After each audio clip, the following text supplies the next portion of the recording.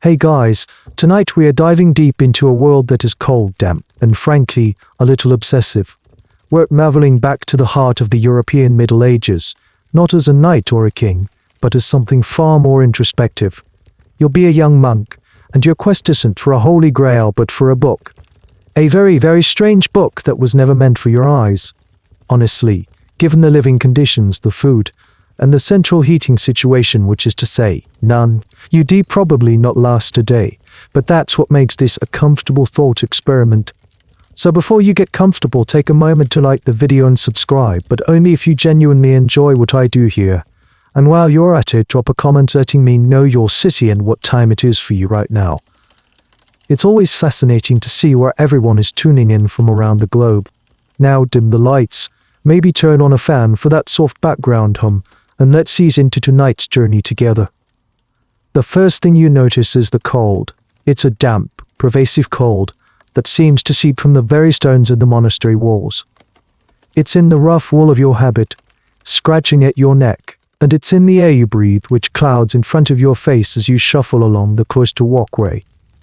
The year is, let's say, somewhere in the late 10th century. Your world is defined by bells. A bell to wake you for matins in the blackness of pre-dawn, a bell for lauds, for tertii, sextii, and none for vespers, and finally for compline, after which a profound silence is meant to fall over the entire community.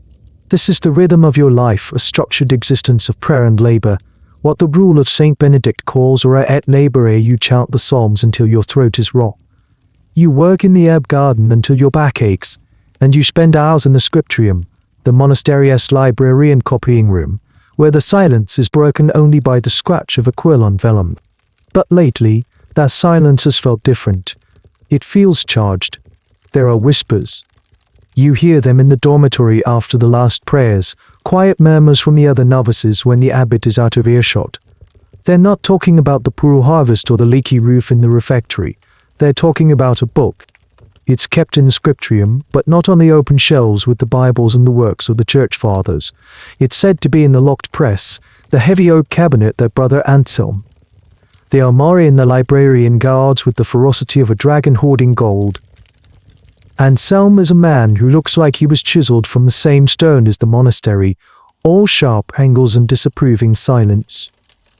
H.E.S. ancient, and his hands, though gnarled with age, are the only ones permitted touch the key that hangs from a leather thong around his neck. What kind of book requires such security? The stories are fragmented, confused. It's not a holy relic. It's not a text illuminated with gold leaf. It's a guide, they say, a manual. But for what? One of the older novices, a boy named Leo with mischievous eyes, claims to have overheard the abbot discussing it with a visiting bishop. He said it was a handbook for the soul's physician. But another novice, Thomas, who fears his own shadow, shudders and calls it a catalogue of wickedness. He swears it contains lists of every sin a human could possibly commit, from the mundane to the unspeakable. And not just acts, he whispered, his voice trembling. But faults the book, he claimed, puts a price on a flicker of envy, a moment of gluttonous desire, a flash of anger. This is where your mind snags, a sin you haven't even acted on. A fleeting thought that crosses your mind as you see the extra bread given to a sick brother. How could anyone write a book about that? It sounds like a form of madness, an attempt to map the chaotic, murky landscape of the human mind and impose the same rigid order on it as the bells impose on your day. This is the great, unspoken debate you sense simmering among the older monks. For some, like the abbot, this rumored book is a necessary practical tool. A priest, after all, is a judge in the tribunal of penance. He needs a law book, a reference guide to ensure that the penance fits the crime, that God's justice is administered fairly. But for others, you can see the deep unease. They argue in hushed Latin phrases that you only half catch. They worry that such a book doesn't just diagnose sin, but that it might also teach it. That by laying out every conceivable transgression in methodical detail, it could plant seeds of wickedness in the minds of the pure. That it's a form of forbidden knowledge. Historians centuries from now will wrestle with this very question: were these manuals practical guides for confessors, or were they a kind of obsessive, almost prurient, encyclopedia of human failing that risked creating the very sins they sought to cure? You find yourself siding with the curious. The endless recitation of psalms has become rote, the labor a dull ache. This book, The Secret, is a spark in the grey monotony. You start watching Brother Anselm. You note how his hand instinctively goes to the iron key on his chest when a novice gets too close to the locked cabinet. You see the faint outlines of the cabinet's hinges under a layer of dust. The book is in there, the catalogue of wickedness, the handbook for the soul's physician. Burning resolve begins to form in your mind. You have to see it. You have to know. The opportunity arrives, as it often does, not with a bang, but with a frantic whisper. It's a week later, during the afternoon work period. You are in the scriptorium, painstakingly copying a page from the book of Isaiah. The air is thick with the sweet, earthy smell of ink made from oak galls and the faint, almost meaty scent of vellum. Brother Anselm is at his lectern, peering at a manuscript through a polished sieve of quartz, a primitive form of magnifying glass. Suddenly, a young novice bursts in, something strictly forbidden. Hes breathless, his face pale. Brother Anselm, he gasps, the abbot needs you. It's Brother Philip. Hes taken a fall in the buttery. Anselm rises with a speed that surprises you, his joints cracking in protest. In his haste he does something you have never seen him do before. He leaves the great iron key sitting on his lectern. It rests there dark and heavy against the pale wood, looking for all the world like a sleeping serpent. He and the novice hurry out, their sandals slapping against the flagstones, and then silence. The other monks in the scriptorium are bent over their work. No one seems to have noticed, but you did. Your quill hovers over the parchment, a drop of black ink swelling at its tip, threatening to fall and ruin a day's work. Your heart begins to hammer a rhythm against your ribs that is entirely out of sync with the holy silence. This is it. The moment is a ripe fruit, hanging there, waiting to be plucked. To take the key is a sin. A sin of disobedience, of theft. You can almost hear the unwritten entry in the very book you seek for a novice who taketh the master's key for wicked purpose. But what is your purpose? Is it wicked? Or is it a thirst for knowledge? A desire to understand the very nature of the soul? You place your quill carefully in its pot. You stand up. Your legs feel unsteady. You walk towards the lectern, your movements slow, deliberate, praying no one looks up. You expect a hand on your shoulder, a sharp intake of breath. Nothing. You reach the lectern. The key is cool to the touch, and surprisingly heavy. It feels ancient, potent. You slip it into the fold of your sleeve. The locked press is in the corner, a hulking shadow in the dim light. Getting there is the longest journey of your life. Every creak of the floorboard sounds like a thunderclap. You reach the cabinet. Your hands are slick with sweat as you guide the key into the lock. It's stiff. You have to jiggle it, and the grinding noise it makes sets your teeth on edge. Then, a solid, greasy clunk, the lock gives way. You pull the heavy door open. It smells of old wood, dust, and something else, a faint, dry, leathery scent. Inside, there aren't dozens of forbidden texts. There is only one. It's not large, but it's thick. The cover is dark, unmarked leather, scuffed and worn at the corners. There is no gold, no jewels, just the functional binding of a book meant to be used, not admired. This is a key historical fact you're absorbing in real time. These penitential, as they're called, were not luxury items. They were practical, hard-working manuals for priests on the go. You lift it. It has a satisfying heft. You cleanse the cabinet, leaving it unlocked for now, and slip back to your workstation. Hiding the book in the voluminous folds of your habit, you feel its sharp corners press against your side. The rest of the afternoon is a blur of anxiety. You successfully return the key just before Brother Anselm returns, his face grim. Brother Philip, it seems, only sprained an ankle, but earned a lecture on gluttony for trying to sneak a wedge of cheese. That night, you cannot sleep. The bell for compline has rung, the great silence has begun. Waiting until the breathing of the other novices in the dormitory deepens into a steady rhythm, you slip out of bed. You take the book and a small nub of a candle to the one place you won't be disturbed or frigid, echoing chamber of the chapter house, where the monks meet for official business. Huddled in a corner, shielding the tiny flame, you finally open the pages. The vellum is stiff and crackles as you turn it. The Latin is heavily abbreviated, cramped, written in a disciplined but hurried hand. It's a scribe's working copy, not a masterpiece. And as you scan the page, you find a little detail that makes the anonymous writer suddenly human. In the bottom margin, in a tiny, spittery script, is a complaint: "Hec per game not est hirsuta." This parchment is hairy, a tiny, forgotten grumble from a fellow monk centuries ago, reminding you that this divine rulebook was assembled by a man with cold hands and bad materials. It's a wonderfully weird and humanizing detail. Then you start to read the actual text, and it is exactly as the whispers described. It's a list, an endless, branching, terrifyingly specific list. It's structured like a law code. See quis if anyone. See you, or hicus if a layman. See clericus if a cleric. What follows are the sins. Sins of anger, of envy, of greed. And then, the section that makes your breath catch. Sins of the flesh. The book doesn't just list actions, it categorizes them with a chilling precision. It asks about time, place, status of the person, frequency, and after each entry, there is the penance, the tariff. Unet in painet aqua. He shall fast on bread and water. The number of days, weeks, or years changes with the severity of the offense. You stumble upon a section about thoughts. Decogitation. It confirms your worst fears.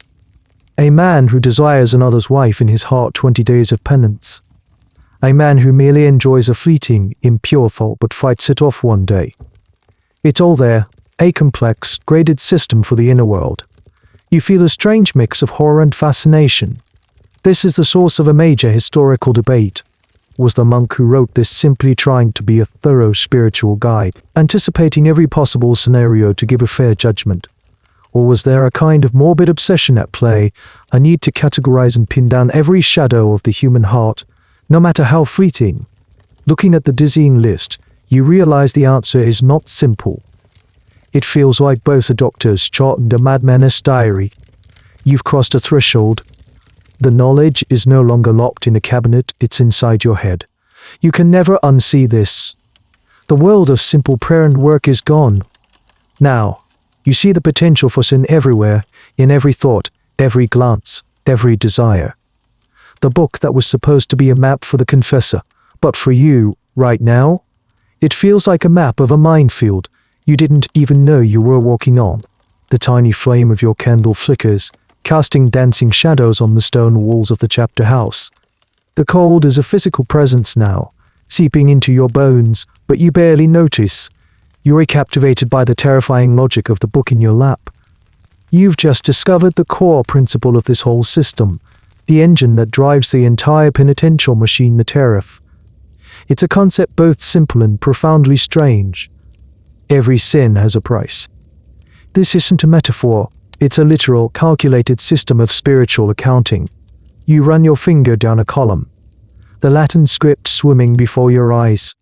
It's like a merchant's ledger, but instead of bales of wool and casks of wine, the items for sale are human failings. Si quis irreciti uerat statimpo enitet, per cretiat pectus sum. If anyone is angry and immediately repents, let him strike his breast. That's a simple one, a low-cost transaction. But it gets more complex. Si automatit imperis nitet. But if he holds hatred in his heart, let him do penance according to the length of time. The book then provides a sliding scale. Hatred held for a day. A few prayers. For a week, a day of fasting.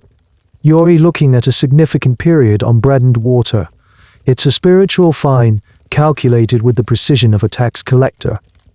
This is the central historical knowledge these books provide, the formalization of penance into a system of quantifiable acts. Before the influence of these Irish-born penitentialists, penance was often a one-time, public, and very severe affair, usually major sins like murder or apostasy. It could involve being cast out of the community for years, but this book in your hands represents a revolution in religious practice. It makes confession private and repeatable, and it applies it to everything. It's the shift from a blunt instrument of justice to a surgeon's scalpel intended to cut out every tiny spot of spiritual disease.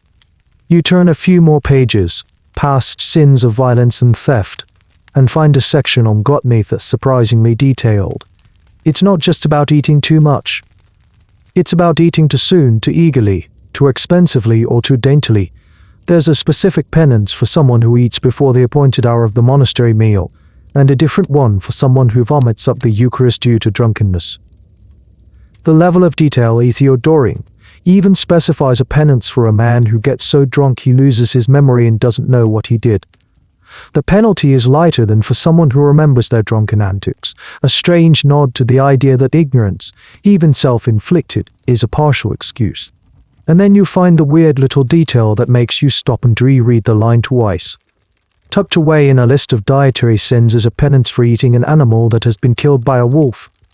3 days of fasting. What's so spiritually wrong with that? You puzzle over it. Is it about some lingering pagan belief about the uncleanliness of a wild kill? Is it a practical health and safety measure disguised as a spiritual rule since the animal might be diseased?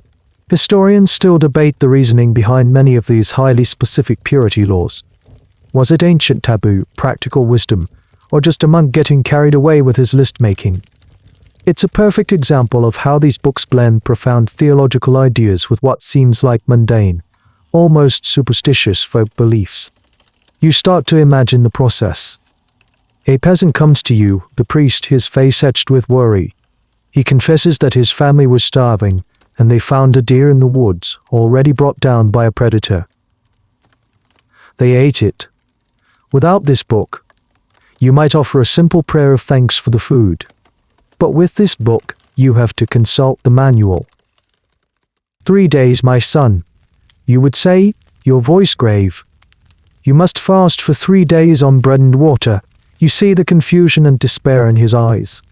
He fed his hungry children, and now he must starve himself. The system is designed to be universal, objective. It's meant to remove the priest's personal feelings from the equation. You are not the one judging, the book is. You are merely the administrator, the clerk processing the transaction. But sitting here in the cold, you can't help but feel a chill that has nothing to do with the night air. Does this system truly heal the soul? Or does it just create a new kind of anxiety, the constant state of spiritual debt? You start to understand the soul's physician analogy better. You are prescribing medicine. Bread and water, fasting is the foul-tasting elixir for the sickness of sin. A pilgrimage is a long course of treatment. Chanting psalms is a daily vitamin. You look at the sheer number of entries, hundreds upon hundreds of them. A lifetime of potential failures, all laid out, categorized, and priced. The creators of this book, monks like yourself, must have spent years, decades even, compiling these lists. They must have interviewed other priests, collected stories, and debated the appropriate tariffs. It's an intellectual achievement of a very peculiar kind. It's an attempt to create a complete, internally consistent legal system for the human conscience. But as you look at the columns of sins and their corresponding punishments, a disturbing thought emerges. If you know the price of every sin, doesn't that, in a strange way, make sinning easier to contemplate?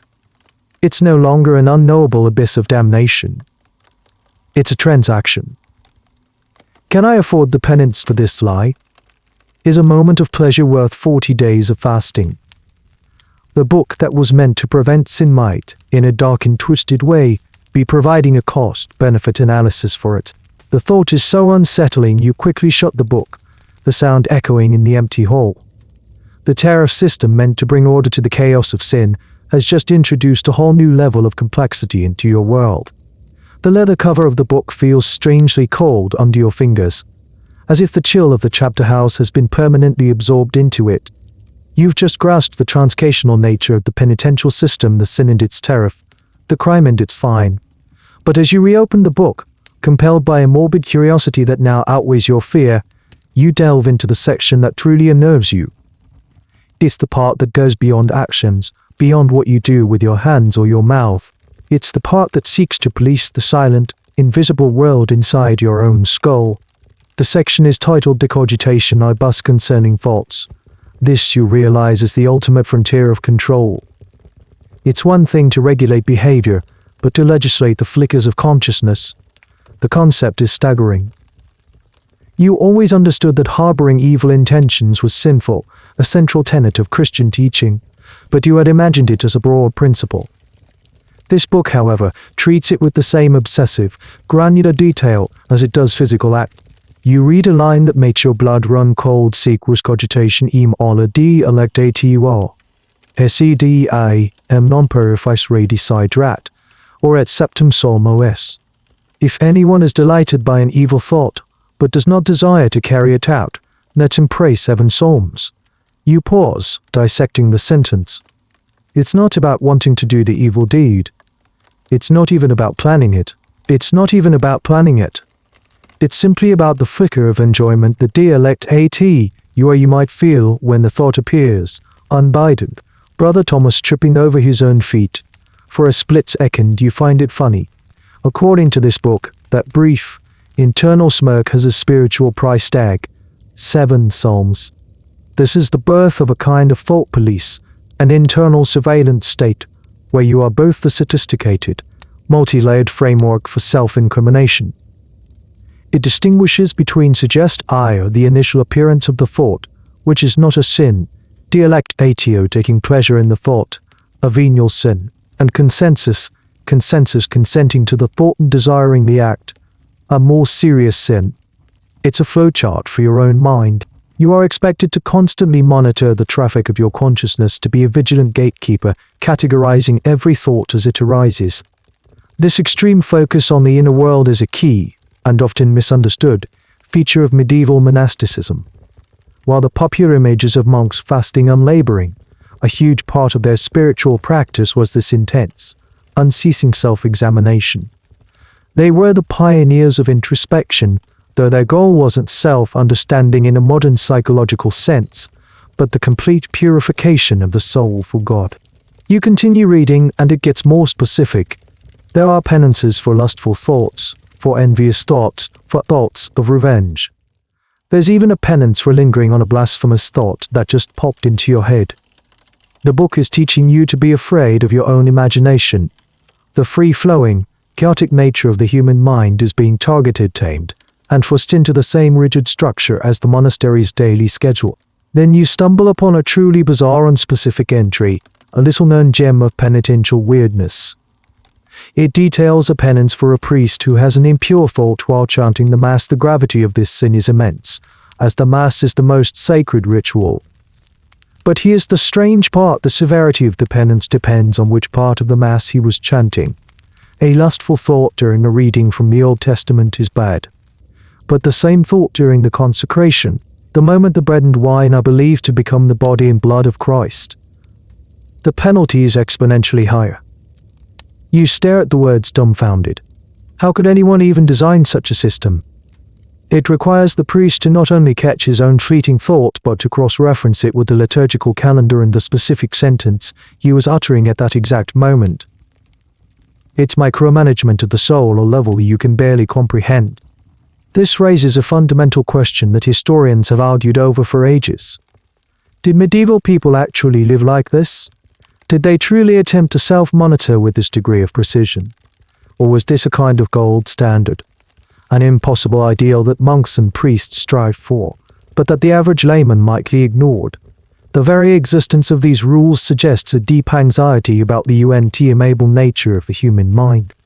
The monks who wrote this were just trying to prevent sin. They were trying to solve the problem of human consciousness itself, to render the internal world as legible and orderly as a page of scripture. You think about your own thoughts just today. The brief flash of irritation when Brother Michael hummed off-key during chants. The pang of envy you felt when you saw the intricate illustration another novice was painting. The moment your mind drifted during prayer, thinking about what might be for the midday meal. According to this book, your day has been a veritable festival of micro-sins, each requiring a small but definite payment on your spiritual ledger. Before you discovered this book, these were just thoughts. They came and went. Now, they are potential crimes. The book has given you a vocabulary for self-condemnation, It has armed you with the tools to dissect your own mind and find fault in its every corner. You feel a creeping sense of paranoia. How can you ever achieve a state of pure silence within? How can you stop the relentless churn of thoughts, images, and feelings? The book's answer is clear: you can't. But you can be ever vigilant. You can be the sleepless guard at the gate of your own soul, ready to impose attacks on every unwanted visitor. The freedom of your own mind suddenly feels like a liability. The silence of the chapter house is no longer peaceful. It's ringing with the echoes of your own unpoliced thoughts. And for the first time, the silence scares you. The weight of the book in your lap feels heavier now, not just from the vellum leather, but from the impossible standards it contains. You've seen the tariffs for sin and the policing of thought. Now, you flip forward, past sections on clerical duties and the administration of sacraments, until you find the part that explains how all this information is supposed to be used in practice. This is the moment it all connects: the sins, the tariffs, and the sinner. Not a physical one. Not yet. The familiar dark wood box with the screen separating priest and penitent is actually a later invention. In your time, the 10th century, confession is a more direct, face-to-face affair. It happens in a corner of the church, in the chapter house, or even just walking in the cloister. It is a conversation between a physician of the soul and his patient. And this book, you now understand, is your diagnostic manual. The text lays out the procedure. You, as the confessor, are not supposed to be a passive listener. You are an interrogator, a gentle one, the book advises, but an interrogator nonetheless. If a penitent comes to you and says, "Father, I have sinned," you are not to simply assign a general penance. You must ask questions. And the book provides you with the questions to ask. It's a script. For the sin of anger, you are to ask, were you angry with a man or a beast? For how long? Did you strike him? Did you draw blood? Did you merely wish him ill in your heart? Each question helps you pinpoint the exact location of the sin, allowing you to find the correct tariff. This is a crucial historical point. The penitential has transformed confession from a simple admission of guilt into a detailed, guided examination of conscience, shaped entirely by the priest's questions. You imagine yourself in that role for the first time. A farmer, his hands calloused and his face lined with sun and worry, kneels before you. He confesses to a lie. Your mind immediately starts flipping through the mental pages of the manual. You must ask, to whom did you lie? Was it to a fellow layman or to a priest? Was the lie to protect someone from harm, or for your own gain? Did you swear an oath on a holy relic? The farmer looks at you confused. He just told a simple falsehood to avoid an unpleasant task. He didn't realize it had so many sub-clauses and potential upgrades in severity. But you have to know. The book demands precision. You are a judge, and you need all the facts before you can pass sentence. You turn the page and find a section that gives you pause. It offers advice on how to handle penitents who are shy, or perhaps not bright enough to understand the subtle distinctions of their own sins. The book suggests using analogies and simple stories. But it also contains a warning: do not ask about sins the penitent may never have heard of. Don't teach sin by being too specific in your questioning. This is a direct admission of the very danger the older monks whispered about. The book knows it's a double-edged sword. How do you investigate a crime without describing it? How do you diagnose a disease without naming it, and in doing so perhaps implanting the idea of it in a healthy mind? It's a paradox that lies at the heart of the entire system, and a subject of endless debate among theologians of the era. Then you discover a truly strange and wonderful little piece of information, a bit of historical trivia that reveals the practical messiness of the system. The book contains a small section on the sin of Achidai, a common affliction among monks. The penance is, as you'd expect, prayer and fasting. But a marginal note, added by a later hand, suggests a different approach. It recommends that the confessor inquire about the monk's diet and work schedule. It suggests that if a monk is melancholic, perhaps he needs more time working in the sun, or a change in his duties. It's a startling moment of what we would now call psychology, or even occupational therapy. The anonymous annotator realized that sometimes the problem isn't a demon whispering in your ear, sometimes you're just bored, tired, and maybe a little malnourished. It's a rare glimpse of practical, compassionate wisdom embedded in a system that can often feel rigid and unyielding. You see how this book could be a source of immense power. In the small, enclosed world of the parish, you, the priest, are the keeper of all secrets. You know who is feuding with their neighbor, who is drinking too much, who is drinking too much, who is structured to extract and catalog this information. It makes you the center of a web of private knowledge. And with that knowledge comes the authority to prescribe penances that shape people's lives: days of fasting, long pilgrimages, public shaming, or endless recitations of prayers. You close your eyes and picture it again. The farmer, the weaver, the baker's wife. They come to you, one by one. Their faces a mixture of fear and hope. They unburden their souls, confessing their small, private failings. And use it there, this book open in your lap, or its rules etched in your memory, cross-referencing their messy, human lives with its neat, orderly columns of sin and punishment. The thought is both exhilarating and terrifying. You are no longer just a humble monk. You are a gatekeeper, a judge, a physician. And this little book, this secrets in e-book of the Middle Ages, is your only law. The responsibility feels immense. And you are not at all sure you are ready for it. The candle is burning lower, its light growing warmer and more intimate in the vast, cold space of the chapter house. Your mind is still reeling from the power dynamic of the confessional. The priest is a secret keeper and judge. You turn the stiff vellum pages, and your eyes fall upon a section that feels both intimately familiar and bizarrely alien: the matrimonio on marriage. If you thought the book's gaze was intrusive when it came to individual faults, you're about to discover a new level of scrutiny. The manual treats the marital bed not as a private space of intimacy, but as a regulated, semi-public utility for the purpose of procreation. Every aspect of it is subject to rules. You read, and you learn the fundamental principle governing medieval marital relations: sex is permissible only for one reason: to have children. Any enjoyment, any passion, any act that is not directly open to the possibility of conception is, in some way, tainted with sin. This is a core theological concept of the time, heavily influenced by St. Augustine, who saw the concupiscence or lustful urge, even within marriage, as a regrettable consequence of original sin, a medicine against the sin of fornication, but its pleasurable side effects were to be viewed with suspicion. The book dives into specifics with its usual unnerving enthusiasm. It lays out a complex web of regulations that would make a modern marriage counselor's head spin. There are rules about timing, position, and intent.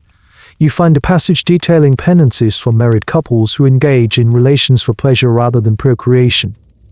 The penance is lighter than for fornication outside of marriage, of course, but it's still there. A few days on bread and water, a set number of psalms. You are, in effect, being fined for enjoying your wife's company too much. You imagine trying to explain this to a young, newly married couple. They come to you, full of affection for one another, and you have to present them with what is essentially a user's manual for their own bodies, filled with warnings and penalty clauses. It seems designed to strip the joy and spontaneity from the most intimate human connection. Then you find the strange, almost comical detail. The book lists specific sexual positions that are forbidden. The reasoning, as far as you can tell, is tied directly to the procreative principle. Any position deemed unnatural or less likely to result in conception was considered sinful. One penitential, for instance, specifically assigns a 10-day penance for using what it calls the opus retro, or rear entry position, comparing it to the way animals couple and thus debasing the human dignity of the act. Historians often point to these passages as proof of the Church's attempt to control every facet of life, but it also reveals a sort of clinical obsession. The act was seen as a functional, quasi-medical procedure, and using the wrong technique was a violation of its intended purpose. It's a bizarre mix of high-minded theology and a level of micromanagement that feels absurd. This leads you to the ongoing historical debate: how much did ordinary people actually follow these rules? Did couples in the privacy of their own homes really worry that a moment of unprocreative passion would land them a week of fasting? Some historians argue that this was largely a clerical ideal, a set of rules that priests were taught, but that had little bearing on the realities of peasant life. Others argue that the fear of a difficult confession and the genuine belief in sin and damnation made these rules a powerful source of anxiety and social control. The truth, you suspect, is somewhere in the middle. The rules existed, they were preached, and they likely caused a great deal of guilt and confusion, even if they were broken frequently. The manual doesn't just regulate what happens in the marriage bed, it also dictates who can get married in the first place. You find long, complicated sections on consanguinity, or the prohibited degrees of blood relationship. You can't marry your first cousin, which seems reasonable enough, but the rules extend to second, third, fourth, even seventh cousins. The calculations are mind-bogglingly complex, involving tracing ancestors back for generations. Isolated village where everyone is related to everyone else in some way. Finding a legal spouse could be a genuine challenge. And the penalties for marrying within the forbidden degrees were severe, often involving the forced annulment of the marriage and years of penance. You see how this, too, is a form of power. By controlling the rules of marriage so tightly, the church had the ultimate say over alliances, property, and inheritance, especially among the nobility, where a strategic marriage could make or break a dynasty. You close your eyes for a moment, the words swimming in your head. You picture the vast tapestry of human life outside the monastery walls. All the love, passion, jealousy, and simple affection. And then you see this book, trying to overlay that messy, vibrant reality with a rigid grid of black and white rules. It's an attempt to tame the wildness of human connection, to make it as ordered and predictable as the chanting of the Psalms. You wonder if the monk who wrote this section was ever in love, or perhaps it was because he was never allowed to be, that he felt the need to contain it, to dissect and label it, until all the mystery was gone, leaving only a list of regulations and their corresponding fines. The book has taken the most human of bonds and turned it into another chapter in its endless catalogue of sin. Your fingers are numb from the cold, but a restless energy keeps you turning the pages of the penitential. You've just navigated the labyrinth of marital regulations, a system designed to govern the most private moments of a layperson's life. Now, you discover that the rule book doesn't just dictate how and with whom, but also when you've stumbled upon the sacred calendar, a dimension of restriction that overlays the entire year with spiritual stop signs. The book lays it out with the clarity of a tide chart. There are entire seasons when the marital bed is, for all intents and purposes, off limits. The 40 days of Lent leading up to Easter are a period of fasting and abstinence. The season of Advent before Christmas is another. 3 days of fasting and purity were expected before receiving communion at Pentecost. Add to this every Sunday, every major feast day, and often Wednesdays and Fridays as well, as these were traditional days of minor fasting. You do a quick, rough calculation in your head. When you add up all the forbidden days and seasons, it appears that for a devout and rule-abiding couple, marital relations were prohibited for close to half the year. It's a staggering realization. This was just a minor inconvenience, it was a fundamental structuring of family life around the liturgical calendar. The church's rhythm became the rhythm of your home, your body, your most intimate relationships. This is a key historical concept, the sacredness of time. In the medieval worldview, time was not a neutral, uniform progression. Some days were holy, charged with spiritual significance, and on those days, humanity was expected to rise above its base nature. Abstinence from sexual relations was a way of honoring that holiness, of making oneself worthy to participate in the sacred mysteries of the feast day. You continue to read and see the logic, however strict, behind the major prohibitions. Lent is a time of penance, preparing for Christ's resurrection. Advent is a time of anticipation. But then the list gets, as it always does, more specific and, to your modernizing mind, more peculiar. The book specifies that a woman is considered unclean and must not enter a church for 40 days after giving birth. During this time, and for a period during her monthly cycles, marital relations were also forbidden. This rule, drawn from ancient Hebrew purity laws in the book of Leviticus, blended Christian theology with much older ideas about ritual purity and pollution. And here you find a strange detail that makes you pause. One penitential you've heard of, the penitential Cummean from an Irish monk named Cummean, includes a penance for a man who has relations with his wife while she is pregnant. The penance varies based on how far along the pregnancy is. In the early stages, it's a minor penance. But in the later stages, closer to birth, the penance is severe, 40 days of fasting. What could possibly be the reasoning? Was it a primitive understanding of potential harm to the fetus? Was it tied to the idea that the purpose of the act procreation had already been fulfilled, and thus any further activity was purely for pleasure and therefore sinful? Or was it something else entirely, a complex taboo whose original meaning has been lost to time?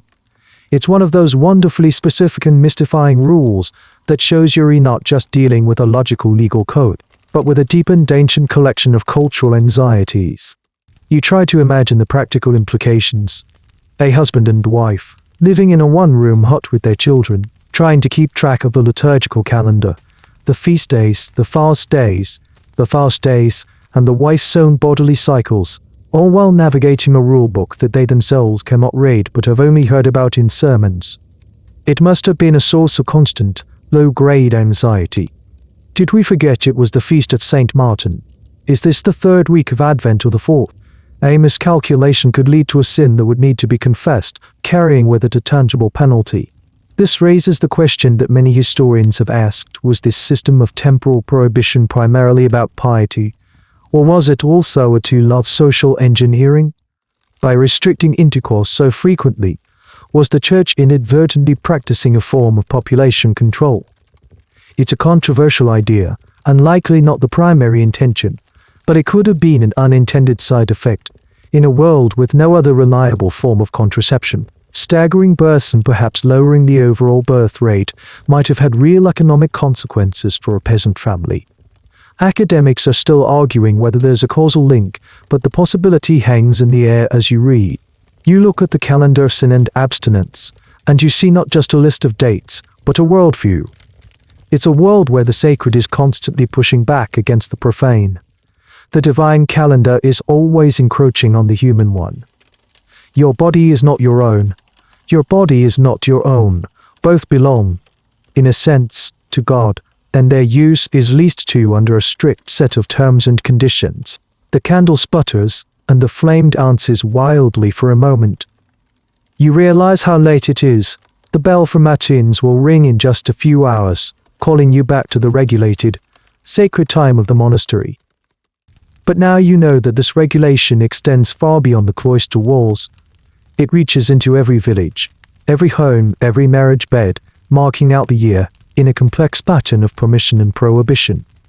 The book in your hands is not just a catalogue of sins, it's an almanac for the soul, and its seasons are penance, prayer, and carefully rationed moments of human connection. As you gently turn a fragile page, the subject matter shifts from the regulated landscape of the marital bed to the wild, shadowy world of folk magic and superstition.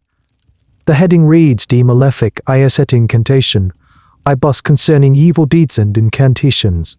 Your heart gives a little flutter of a different kind of excitement, not just of transgression, but of stepping into the world of fairy tales and peasant fears. This is where the ordered, theological world of the monastery collides with the messy, pre-Christian beliefs that still cling to the countryside like morning mist. The manual makes one thing clear from the outset: any attempt to manipulate the world or other people through charms, potions, or rituals is a grave sin. It's seen as a rejection of God's providence, an attempt to seize power that belongs to Him alone. This is standard Christian doctrine, the intellectual foundation upon which centuries of witch trials would later be built. You see the roots of that fear right here, in these calm legalistic prohibitions. But then the book gets specific, and that's where it gets fascinating. It doesn't just condemn magic as a general concept. It lists the actual practices it wants to stamp out. You read a line that assigns a heavy penance, a year or more of fasting, to anyone who makes or administers a poc of potion. You can picture the scene perfectly. A young woman, desperate for the attention of a certain young man in the village, goes to see the old woman who lives at the edge of the woods, the one who knows about herbs.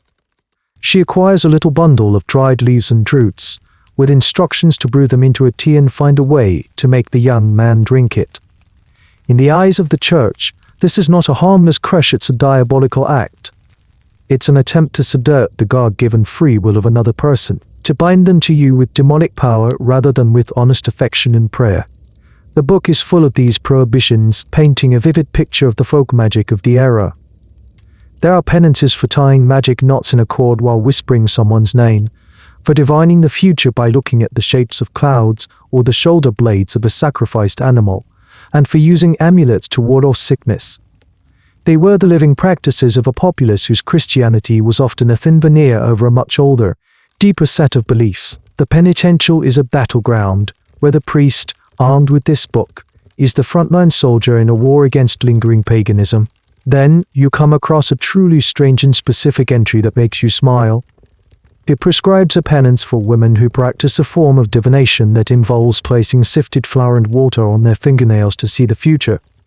It's called undisturbed. You try to imagine it.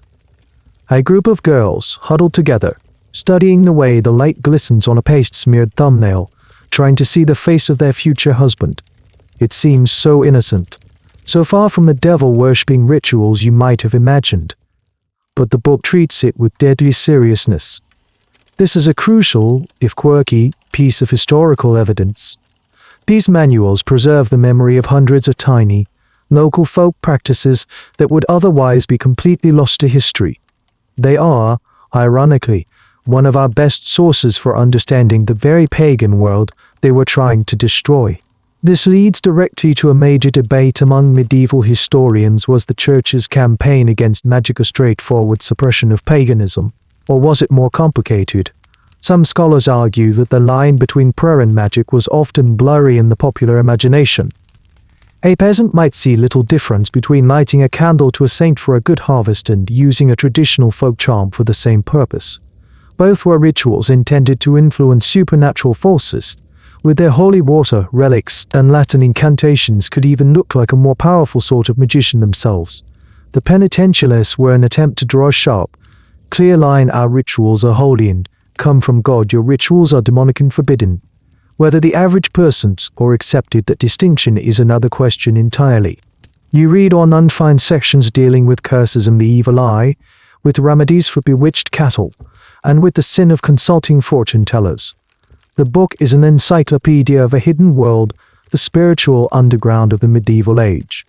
It shows a deep-seated anxiety within the church. They weren't just worried about people's souls, they were worried about competition.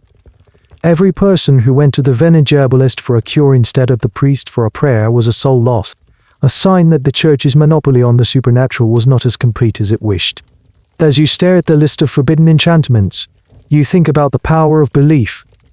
For the woman with the love potion or the girl with the flower on her thumbnail, the magic was real. For the monk who wrote this book, the demonic threat behind that magic was just as real. The penitential wasn't just a list of rules, it was a weapon. It was designed to root out and destroy an entire belief system, one ritual, one potion, one superstitious practice at a time. The irony strikes you that this book, which you sought out as a piece of forbidden knowledge yourself, is entirely dedicated to forbidding knowledge to others, the old knowledge, the folk knowledge, the knowledge of the grandmothers. It seeks to replace it with its own system of control, its own set of rituals. The world suddenly seems full of invisible powers and secret knowledge, and we were standing right in the middle, holding a book that claims to be the only true The night deepens, and the only sounds are the distant hoot of an owl and the soft rustle of the vellum pages under your thumb. After exploring the esoteric realms of love potions and fingernail divination, you turn the page and land on a subject that feels, at first, much more mundane: egula on gluttony. In a world where many people, even monks, often faced scarcity, you wonder why overeating would rank as a sin worthy of such detailed attention. But as you read, you realize that for the authors of this manual, gluttony was far from a minor failing. It was considered one of the 7 deadly sins for a reason. It was just about the quantity of food, but about an entire attitude towards God's creation and one's own body. To the medieval mind, gluttony was the gateway sin, the chink in the armor of self-control through which all other vices could enter. This is a central piece of historical context. Self-denial, especially through fasting, was the primary training ground for a holy life.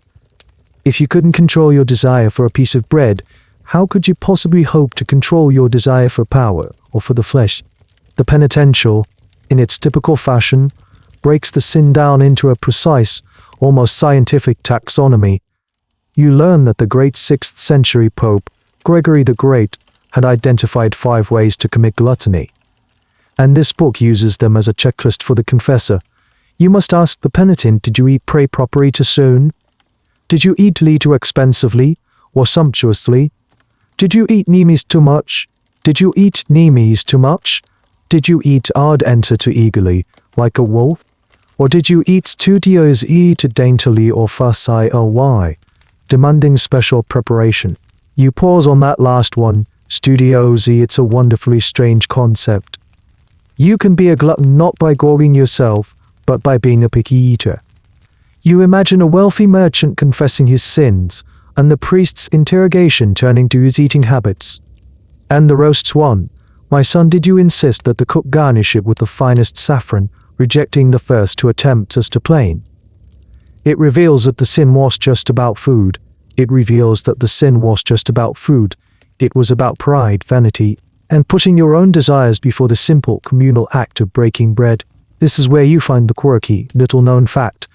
In some monastic communities, the desire for food was so suspect that even the way you handled your utensils could be a sign of gluttony. Monks were taught to pick up their cup with a kind of detached indifference. To reach for it too quickly, to grasp it too firmly, could be interpreted as ardent to the sin of eagerness. Imagine being disciplined for being too thirsty. It speaks to a level of psychological scrutiny that is almost breathtaking, where every physical gesture is seen as a window into the state of the soul. This obsessive focus on food leads to a historical debate that still echoes in studies of monasticism. Was this intense regulation about spiritual purity, or was it a very practical tool for managing resources in a communal living environment? In a monastery, where all food was shared and often scarce, a single greedy individual could disrupt the entire system. Enforcing strict rules against gluttony and even against enjoying food too much was a way of ensuring fair distribution and maintaining social harmony. The spiritual justification and the practical necessity were perfectly intertwined. The rules kept you holy, but they also made sure there was enough soup to go around. You read on and find that the connection between gluttony and other sins is made explicit. The book draws a direct line from overeating and, especially, overdrinking to sins of the flesh. The logic was simple: a full belly and a head full of wine weaken the will. The body, satisfied and sluggish, makes the soul lazy and vulnerable to temptation. One penitential puts it starkly, assigning a penance for drunkenness because it destroys the temple of God. You find penances for priests who are too drunk to perform their duties, for laymen who get into fights while intoxicated, and for the simple act of inducing vomiting so one can continue to eat and drink. The manual is a detailed record of the eternal human struggle with appetite. Thinking back to your own life in the monastery, it all starts to make sense. The bland, repetitive meals: oat gruel, dark bread, boiled vegetables, perhaps a little fish if you were lucky. You had always assumed it was due to poverty and a lack of imagination. Now you see it as a deliberate spiritual technology. The food wasn't meant to be enjoyed, it was fuel, and intentionally uninteresting fuel at that. By dulling the palate, the monastery leadership hoped to dull the appetites in general. A bland diet was a tool for a quiet soul. You close your eyes and picture the world outside, the feasts of nobles with their roasted peacocks, the drunken revelry of a village festival, the simple joy of a hungry farmer sitting down to a bowl of thick stew. All of it, viewed through the lens of this book, is a landscape fraught with spiritual peril. Every meal is a test. Every cup of wine is a potential gateway to damnation. The book has managed to take one of life's most fundamental necessities and pleasures, eating, and transform it into another source of anxiety, another column in the ledger of sin. It has pathologized appetite itself. As the first hints of grey light begin to touch the high windows of the chapter house, you feel a phantom pang of hunger in your stomach, and for the first time you wonder if the feeling itself is a sin.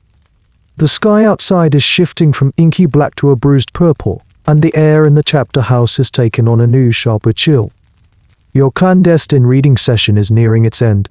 As you flip through the last few sections of the penitential, a particular heading catches your eye, one that seemed strangely specific and almost modern in its preoccupation to vest itu on clothing.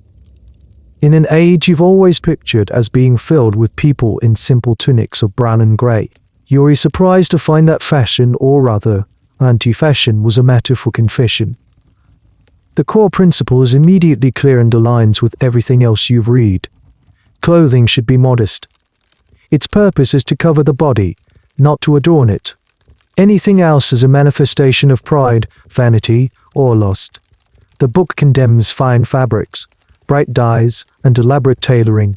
For a man to wear silks from the East or for a woman to spend hours on intricate embroidery was not a sign of wealth or taste, but a sign of a diseased soul. This is a foundational concept of the medieval moral universe. The exterior world should reflect the interior state. A humble soul should wear humble garments. The manual lists penances for those who dress in a manner to attract the attention of others. It's a wonderfully subjective rule, leaving the priest to judge whether a particular shade of blue was too vibrant or a tunic skirt was too revealing. You can imagine the confession: "Father, I wore a new linen coif to market, and I confess that I enjoyed the way the other women looked at it." Penance, 5 psalms, and perhaps a recommendation to dye it a duller color. But the real focus of the section, the part that earns the most detailed prohibitions and the heaviest penances, is not about finery. It's about gender. The book is obsessed with maintaining a sharp, clear distinction between male and female attire. You find the line, drawn straight from a prohibition in the Book of Deuteronomy: "A woman shall not wear a man's garment, nor shall a man put on a woman's clothing, for whoever does these things is an abomination to the Lord your God." In the world of the penitential, this is not a suggestion, it's an iron law. The penances for cross-dressing are severe, often involving years of fasting. Why such a harsh penalty for something that might seem harmless? To the medieval theologian, it was a violation of the divine order. God created man and woman as distinct beings, and their clothing was the most immediate and public sign of that distinction. To blur that line, even in jest, was to tamper with God's creation, to introduce chaos into a system that was meant to be rigidly ordered. This is where you unearth a fascinatedly weird and specific historical tidbit. The penitentialists make a curious exception. What if a woman was taken captive by raiders, or was in some other form of extreme peril, and disguised herself as a man to escape? In this case, the act was not considered sinful. The intention to preserve her life or her chastity purified the act.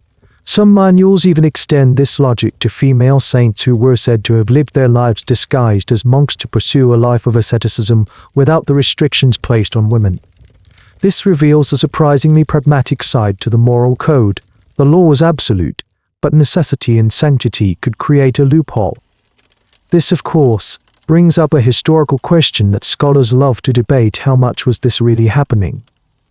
Was cross-dressing a common enough practice to warrant such detailed legislation? While it probably wasn't a daily occurrence, the rules likely point to specific cultural phenomena. It could have been related to folk rituals and festivals, like the later Feast of Fools, where social norms were temporarily inverted and men might dress as women for a day of chaotic celebration. The Church saw these remnants of pagan revelry as a serious threat and used the confessional to stamp them out. It could also have been a reaction to real-world situations, like women trying to travel safely or gain access to spaces, like a university, that were close to them. You read on, and the rules become even more granular. There are prohibitions against men styling their hair like women, or shaving their beards to appear more effeminate. There are rules against women cutting their hair short, a practice associated with mourning in some pagan cultures but seen by the Church as a rejection of their God-given femininity. The body itself, and how it was presented to the world, was a text that had to be written according to very strict rules. You think about the clothing you wear every day, the rough, undyed wool of your monk's habit. You had always seen it as a uniform of poverty and humility. Now you see it in a new light. It's not just a rejection of the book's ideal. It completely erases individual fashion. It is, in a sense, gender-neutral, yet rigidly masculine in its context.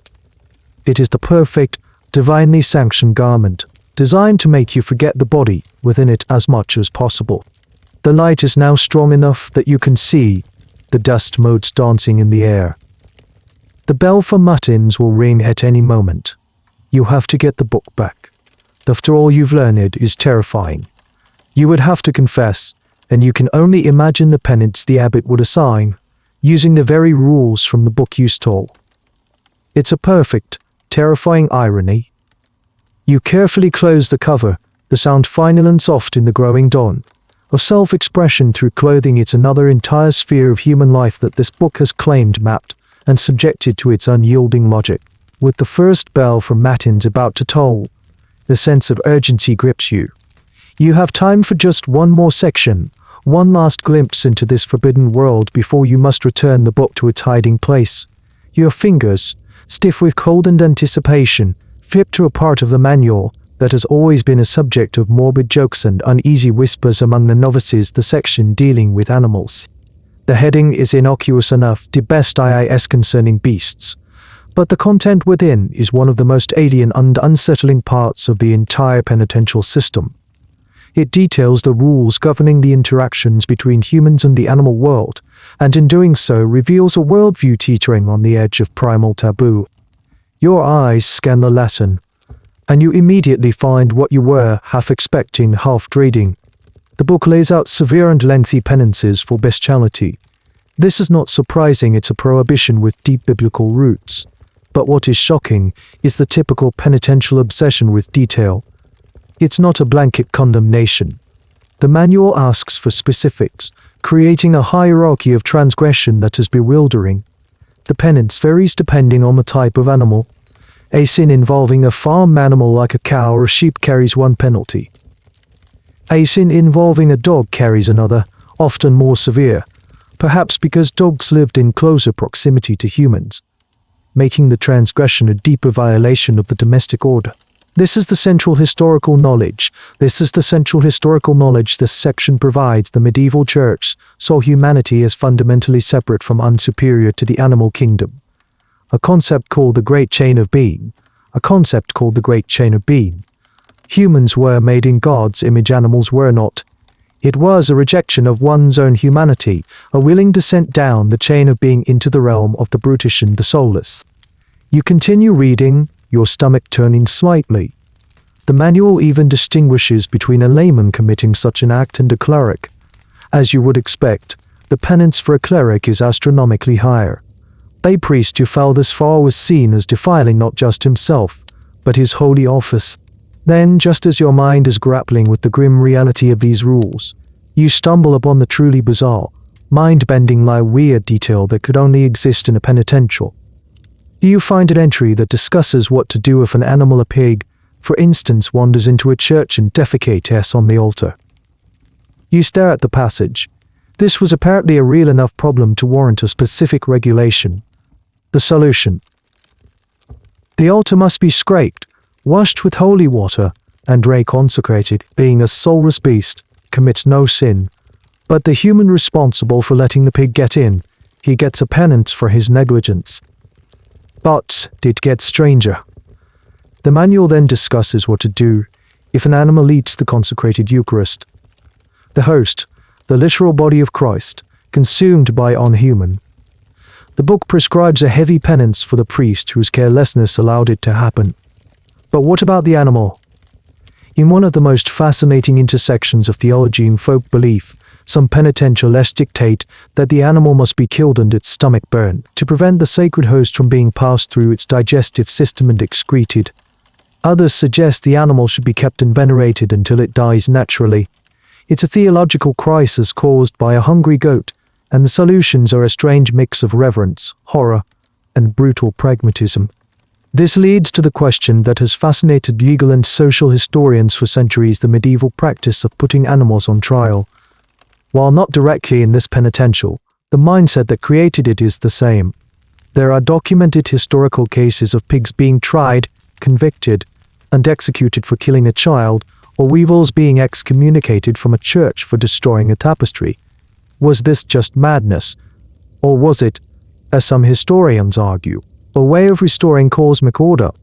When a pig killed a child, a terrible rupture occurred in the fabric of the community. A human made in God's image had been destroyed by a lower creature. A formal trial and execution, treating the pig as a murderer was a ritualistic way to re-establish human dominance and set the world right again. The penitentialist rules about animals, while focused on sin, come from the same deep-seated need to police the boundary between the human and the non-human. You think about the animals of your monastery, the placid cows in the byre, the chickens scratching in the yard, the cat that hunts for mice in the granary. You had always seen them as simple, living tools, part of the background of your life, but this book gives them a new, strange significance. They are not just creatures, they are potential partners in sin, unwitting desecrators of holy sites, and walking, breathing boundary markers for your own humanity. The first faint toll of the matins bell echoes from the church tower. It's time. You have to go. You snap the book shut. Your mind a whirlwind of forbidden knowledge.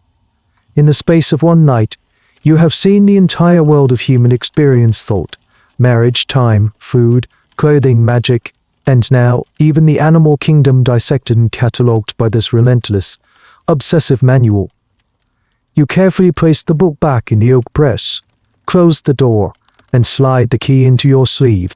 As you hurry to join the other monks shuffling towards the chapel, you glance back at the cabinet, a silent, hulking shadow in the dawn. The book is hidden again, but its rules are now loose inside your head, and the world will never look the same. You slip into your place in the choir stall just as the chanting begins. The familiar Latin of the Psalms washes over you. But the words feel different today. Every mention of sin, repentance, and judgment now carries the weight of the book's specific, granular definitions. Your secret knowledge isolates you, wrapping you in a bubble of awareness while your brothers drone on in blissful ignorance. As the days turn into weeks, you find yourself unable to forget what you've read. The penitential has become a lens through which you see the world, and now you start to see how it applies to the very men who enforce its rules, the clergy. You don't need the book in your hands anymore, its logic is burned into your memory. You recall flipping through sections specifically labeled C. Clericus or C. Episcopus if a cleric, or if a bishop. You had assumed the rules would be the same for everyone, but you quickly learned that this was not the case. The manual has a special, much stricter, terms and conditions section for men of the cloth. This is a fundamental principle of the penitential system. With great spiritual authority comes great spiritual responsibility. The same sin committed by a layman and a priest carried vastly different penalties. A layman who got drunk and missed Sunday Mass might get a penance of a few days fasting. A priest who got too drunk to perform the Mass, he could be facing a penance of a year or more, and might even be stripped of his clerical office. The book saw his sin as infinitely more damaging, as it not only corrupted his own soul but also deprived his entire community of the sacred rites and set a terrible example. You observe the priests in your own monastery with new eyes. You watch Brother Benedict, the cellarer who controls the monastery's store of wine. You see the faint flush in his cheeks after the evening meal and wonder if his extra cup violates the rule against eagerness. You listen to the abbot's sermons, and when he thunders against the sin of pride, you can't help but wonder if he applies the same scrutiny to his own satisfaction, in a well-delivered turn of phrase. The book has made you a silent judge of your own superiors. Then you recall a truly strange and revealing detail from the text, a piece of information that highlights the unique anxieties of the clerical state. The book contained a specific penance for a priest who, while consecrating the Eucharist, had a moment of doubt. A fleeting thought that maybe, just maybe, the bread and wine were not truly transforming into the body and blood of Christ. This was a terrifying, soul-crushing sin for a priest, a failure at the very core of his function, involving long periods of prayer and fasting to restore the priest's faith. It's a poignant and deeply human detail, a glimpse into the psychological burden carried by these men. They were expected to be pillars of unwavering faith, yet the manual acknowledges that their minds were just as susceptible to doubt as any layman's. This double standard, harsher punishments but also a focus on unique clerical sins, is the subject of a long-standing historical discussion. Did these strict rules actually make the clergy more pious? Or did they lead to a kind of institutional hypocrisy? Critics of the Church, both then and now, have pointed to the gap between the ideal presented in the penitential and the often messy reality of clerical behavior. The manuals demanded a superhuman level of purity, but the men themselves were just that, men. Some historians argue that the very severity of the rules for clergy was a tacit admission that standards were often not being met. The law was made stricter precisely because it was so frequently broken. This is a debate with no easy answer. Was the special edition for clergy a genuine attempt at creating a holier priesthood, or was it a form of damage control for an institution struggling with the human failings of its members? As you go about your daily chores, you notice the subtle ways this hierarchy of sin plays out. When a novice like yourself commits a minor infraction, speaking during the Great Silence, for instance, the punishment is swift and simple, perhaps forfeiting your wine at the next meal. But when a fully ordained priest makes a mistake in the liturgy, the abbot addresses it privately, with a gravity that suggests a far more serious spiritual calculus is at play. You also realize that the book grants the clergy certain advantages. The power to hear confession, to know the secrets of the community, is an immense one.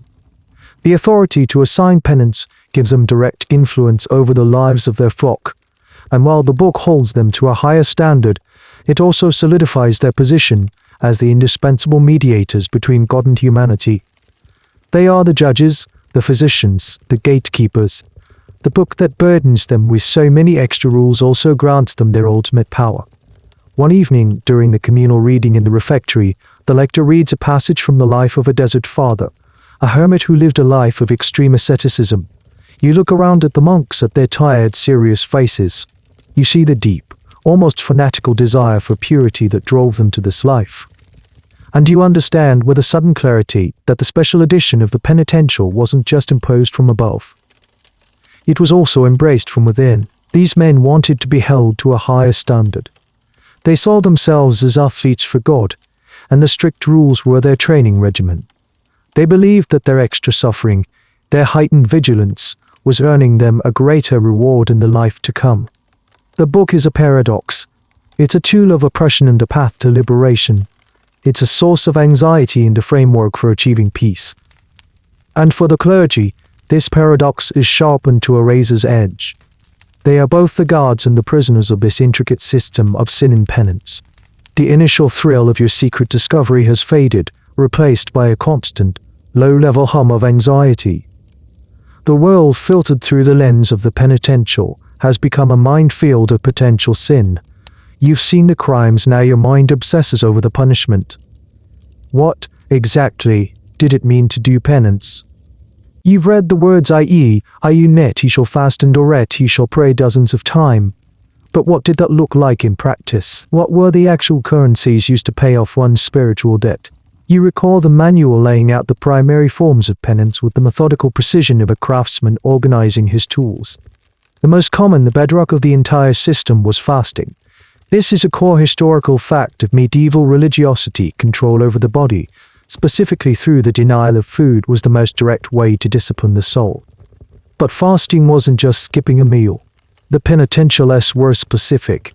The most common prescription was a fast in penet aqua on bread and water. This meant consuming nothing else, from sunup to sundown. The duration was the key variable.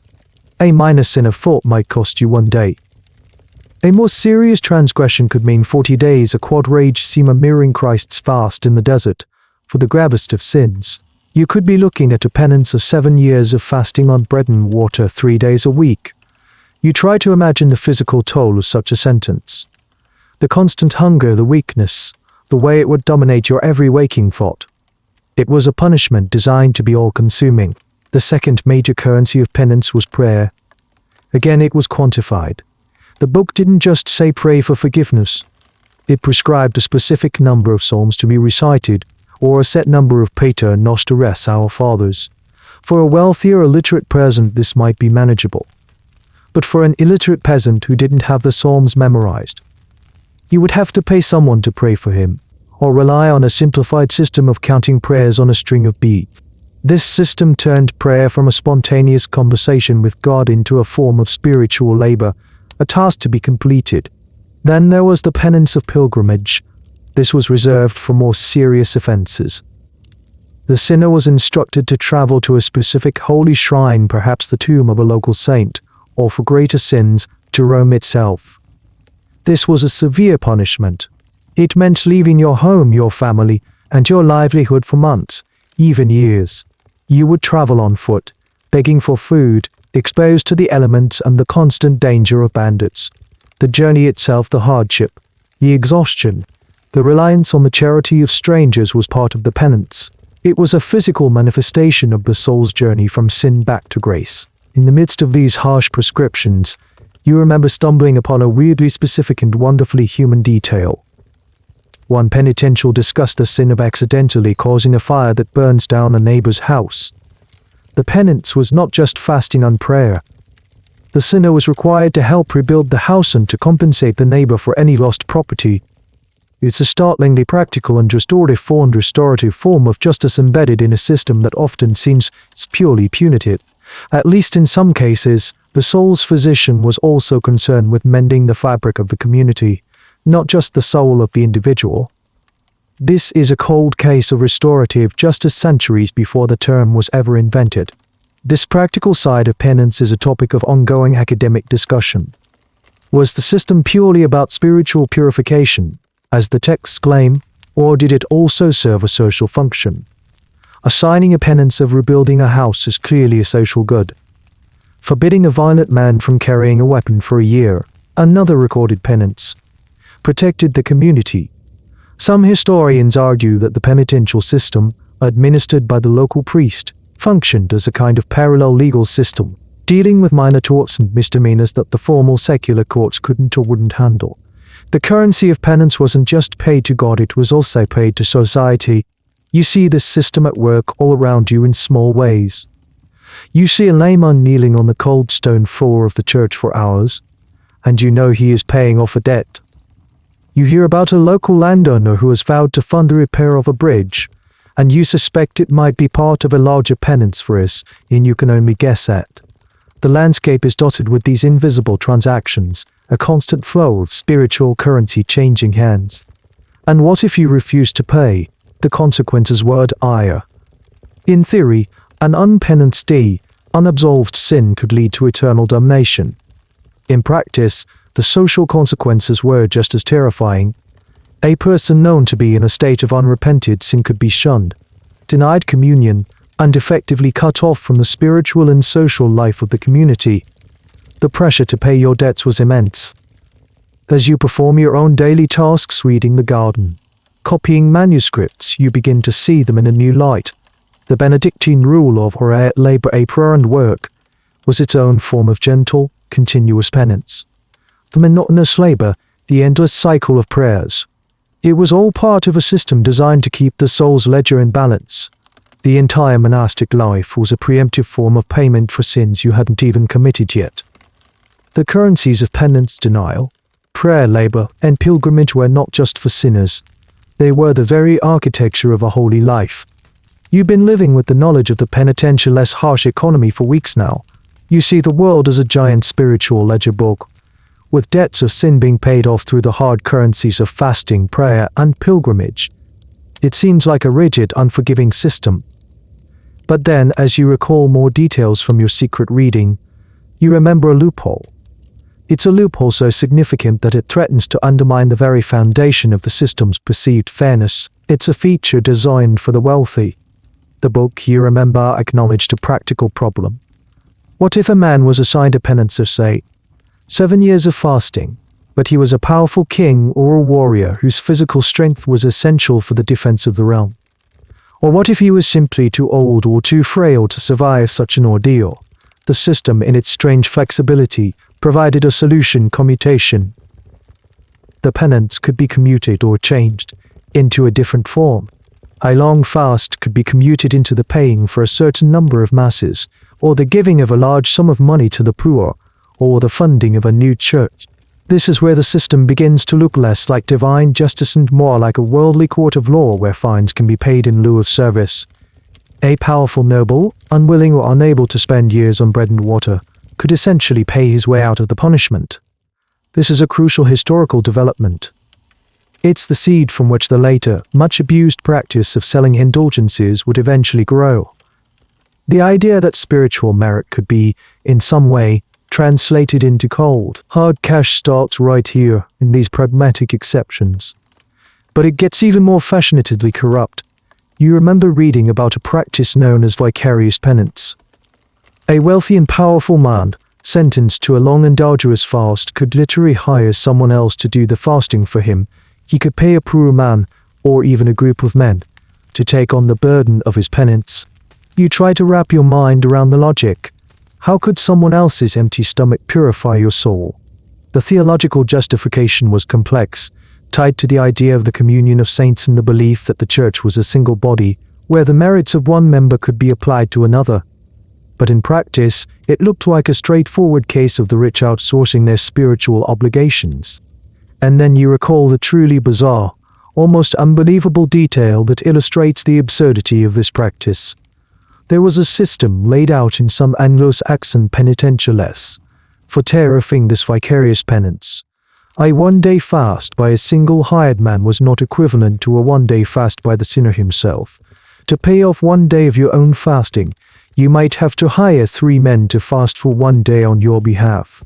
There were even more complex calculations. A penance of a year's fasting could be discharged in just 3 days if the sinner could hire a small army of men. Some sources suggest over 800 to fast with him. It's spiritual accounting gone mad, a system that allows a rich man to clear a year-long spiritual debt in a single long weekend, provided he had enough money to pay for the temps. This practice is the source of a major historical controversy.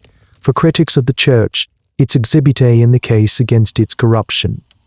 It demonstrates that from an early stage, there was a two-tiered system of justice, one for the poor, who had to pay their debts with their own bodies, and one for the rich, who could pay with their wallets. Historians who take a more sympathetic view, however, argue that it was a pragmatic solution to a real problem. How do you maintain social order if your king is too weak from fasting to lead his army? They argue that the money from commuted penances did real good, feeding the poor and building the infrastructure of the church. The debate continues: was commutation a corruption of the system or a necessary adaptation? You see the evidence of this system in the very stones of your monastery. The beautiful stained glass window in the chapel. It was donated by a local lord, very likely as part of a commuted penance, for a sin the abbot knows all about. The new wing of the scriptorium where you work, funded by a countess who, instead of going on a dangerous pilgrimage, was allowed to pay for its construction. The entire magnificent edifice of the church is built in part on the commuted sins of the wealthy.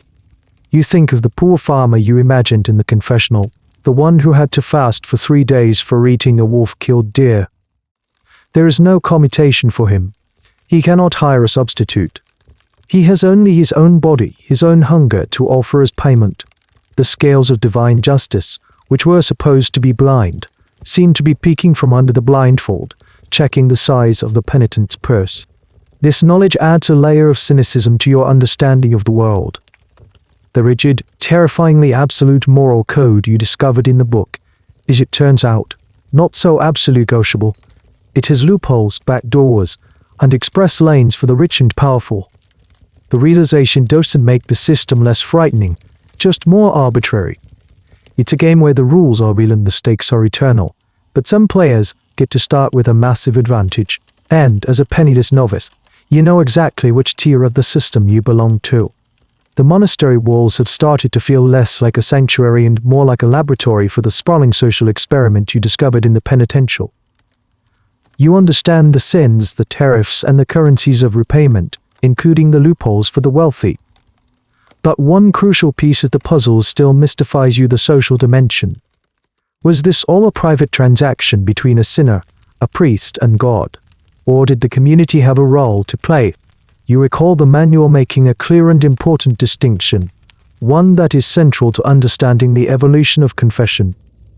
It differentiated between penite omnia privata private penance and penite omnia publica public penance. The system you've been obsessing over, the detailed lists, the private confession to a priest, the prescribed tariffs of fasting and prayer, was the Irish-born innovation of private penance. It was designed to be discreet, repeatable, and applicable to everyone and every sin. But the older tradition, which still existed for the most heinous of crimes, was public penance. And it was terrifying. If a man was found guilty of a grave, scandalous sin, something like murder, public heresy, or adultery with a close relative, the priest might impose a public penance. This wasn't a quiet affair. On Ash Wednesday, the sinner would be formally cast out of the church in a solemn ceremony. He would be forced to wear sackcloth and ashes, forbidden from cutting his hair or bathing, and made to stand at the church door begging for the prayers of those who entered. He was for a time a social and spiritual outcast, a living embodiment of sin. His punishment was not just the physical hardship, but the profound, crushing weight of public shame. This is a key piece of historical knowledge. The shift from public to private penance was one of the most significant religious changes of the early Middle Ages. The old public system was a blunt instrument, suitable only for the worst sins and available only once in a lifetime. The new private system, introduced by the penitentialists, was a precision tool. It could be used again and again, for sins great and small, making it a regular part of the Christian life for everyone, not just a dramatic, one-off event for notorious sinners. You try to imagine the sheer horror of public penance. To be shunned by your neighbors, to have children point at you in the street, to be a walking pariah in your own village. The shame was the point. It was meant to be a deterrent to the entire community, a living sermon on the consequences of grave sin. And then you remember a small, almost throwaway detail in the manual that speaks volumes about the psychology of shame. The book prescribed a lighter private penance for a sin that was committed in secret than for the exact same sin if it became a public scandal. The act itself was identical, but the social impact changed the spiritual calculation. A nobleman's affair, if kept quiet, might be handled with a discreet, though heavy, private penance. But if that same affair became common knowledge, creating a scandal that rocked the community, the penance would be more severe and might even become public, because now the sinner had not only offended God, but had also damaged the social and moral fabric of his world. This leads to a fascinating historical debate. What was the primary driver of this system, the individual's conscience, or the community's judgment? Was the goal to heal the sinner's soul or to maintain social order? The penitentialists, with their focus on private confession, seem to lean towards the individual conscience. They foster a sense of personal responsibility for one's inner state. But the lingering existence of public penance and the distinction based on scandal show that the community was always watching. The fear of God was powerful, but the fear of your neighbor's judgment was perhaps even more immediate. Many historians argue that the true genius of the penitential system was how it managed to harness both. It created a powerful internal pressure through the examination of conscience, and a powerful external pressure through the threat of social shame. You see this dynamic playing out in the microcosm of the monastery. Most discipline is handled privately, between a monk and the abbot. But once, you witnessed a form of public penance. A brother who had repeatedly fallen asleep during the night vigil was made to stand in the center of the chapter house while the others were seated, holding a lit candle until it burned down to his fingers. The physical pain was minimal. The true punishment was the shame of being singled out, of having his weakness displayed for all his brothers to see. The memory of his downcast eyes, the flush of his cheeks in the candlelight, is a more powerful deterrent than any number of prescribed psalms. You realize that this dual system creates a complex social calculus. It encourages the confessing of secrets, but it also creates a powerful incentive to keep them secret in the first place. The confessional becomes a space for managing one's social reputation as much as one's spiritual health.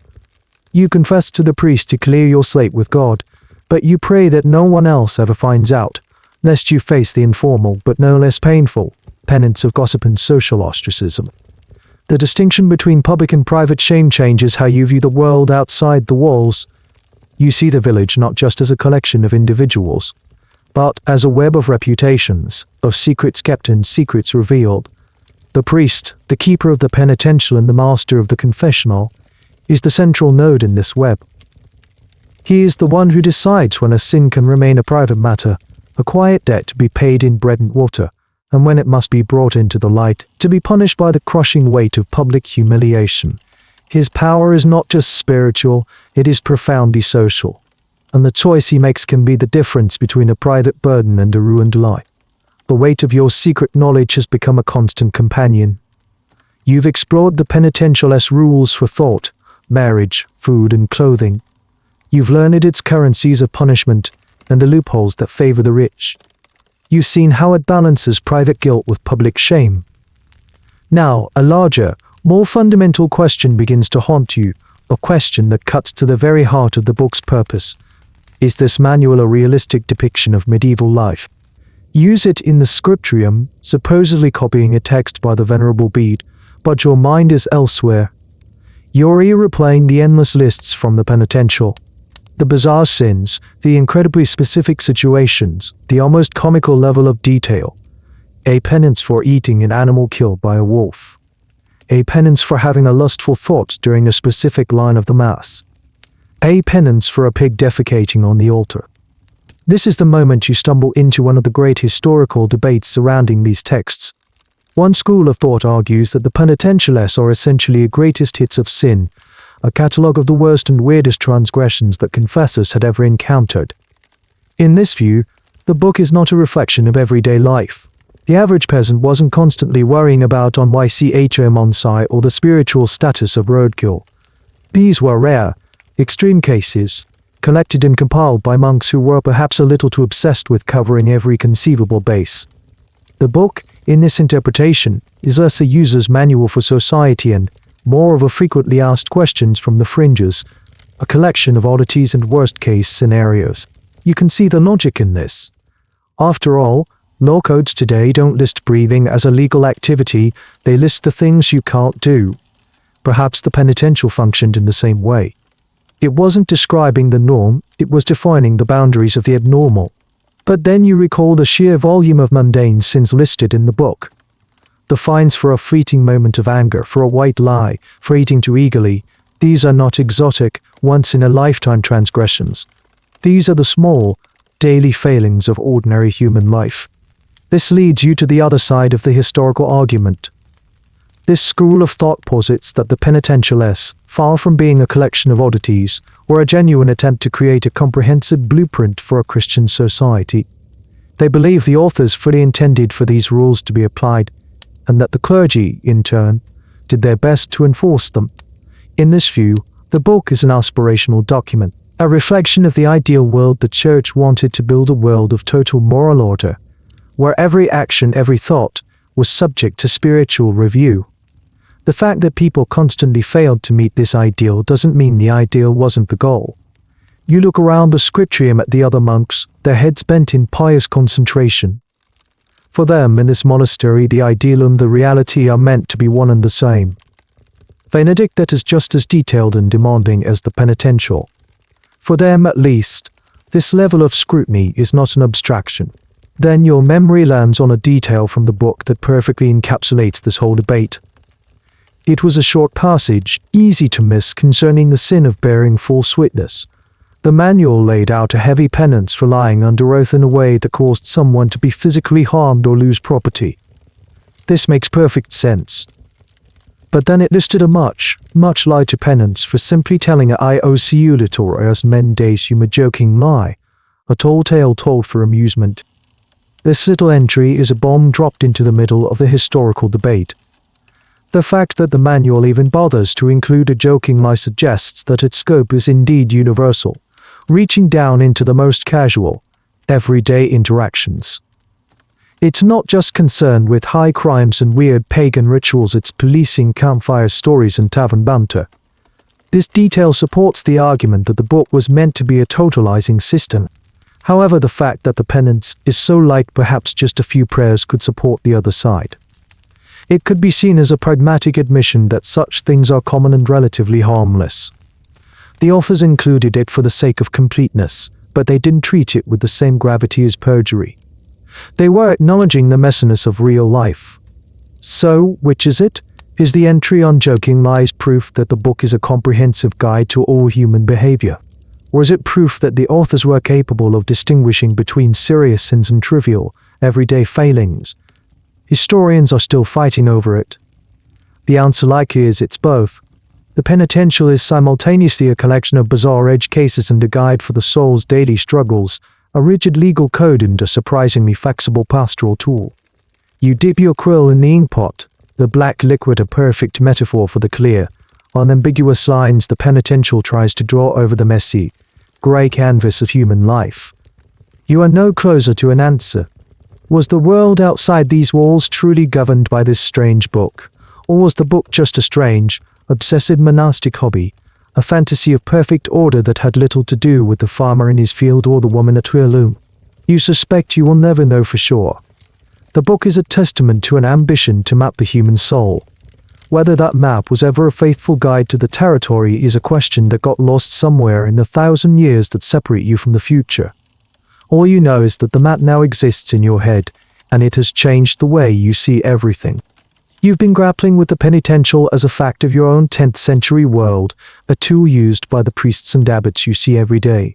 But a new question begins to percolate in your mind, a question of origins.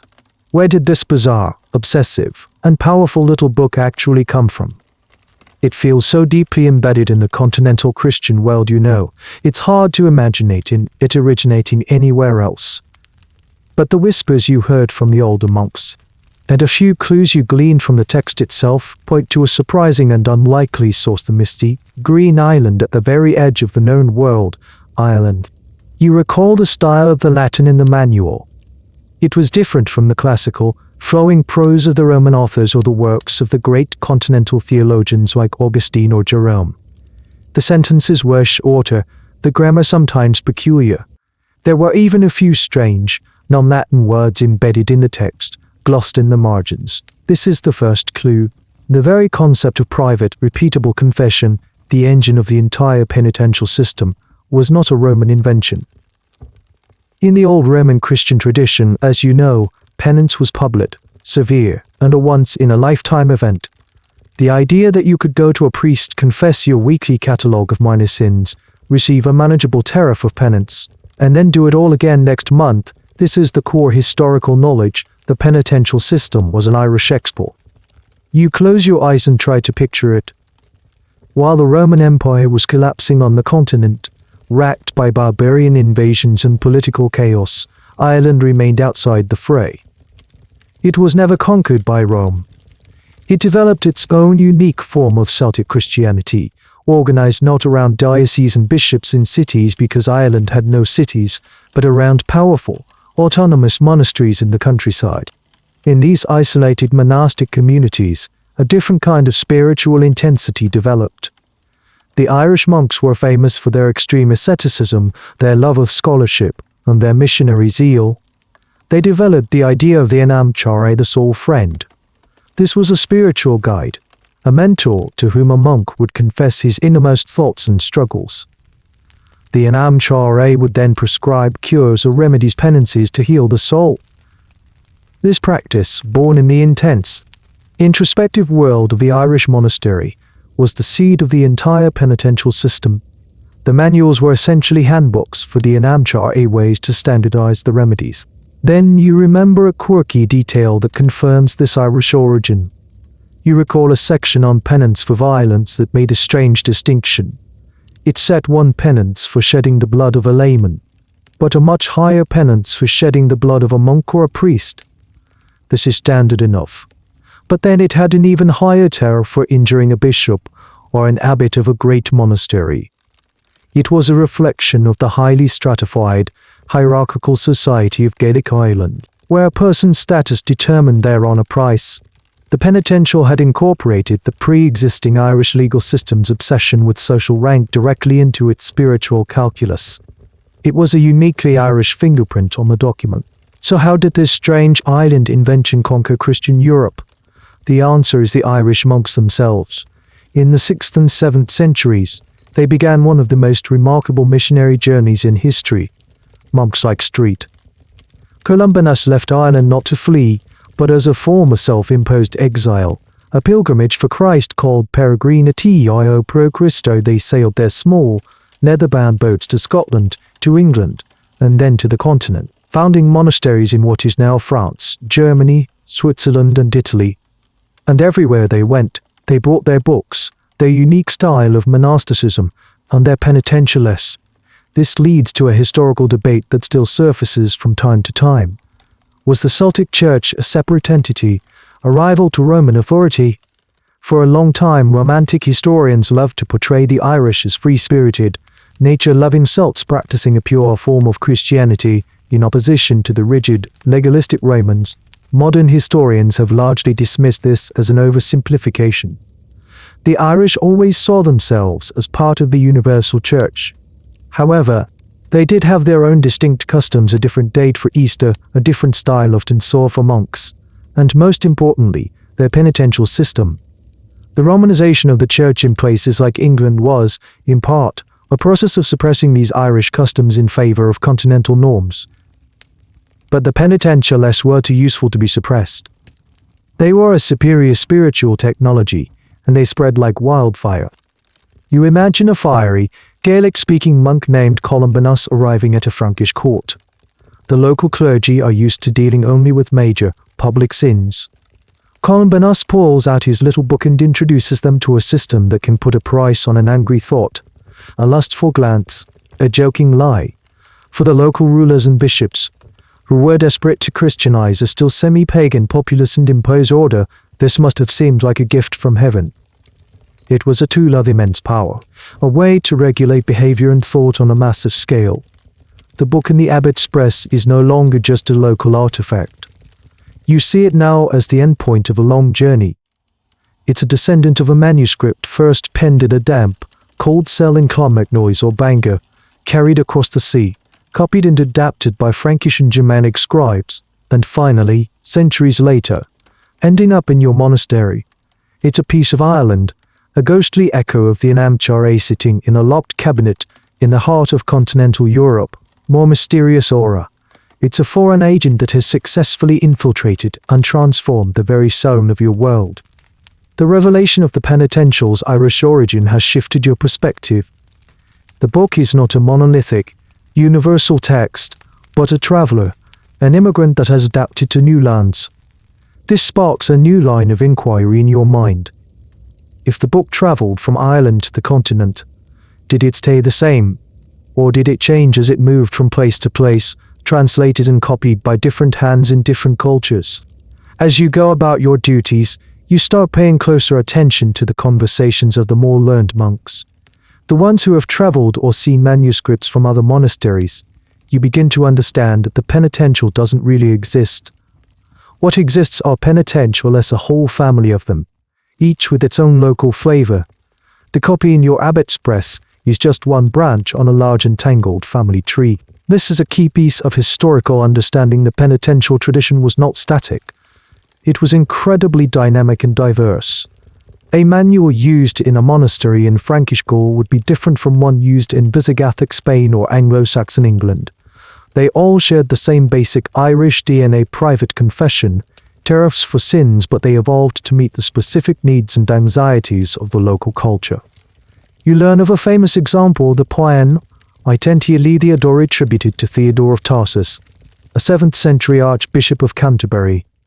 Theodore was a Greek who had been sent by the Pope to organize the English Church.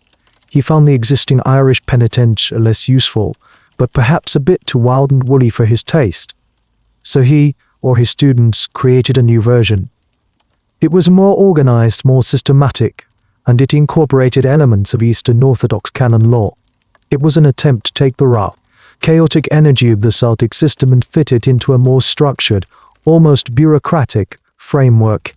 Then you hear a story about a penitential from the Frankish kingdom that contains a level of detail about military sins that is absent from your own copy. It has specific penances for a soldier who flees in battle, for one who kills a foe after he has surrendered, and for looting a church during a campaign. This makes perfect sense. The Franks were a warrior society, constantly at war.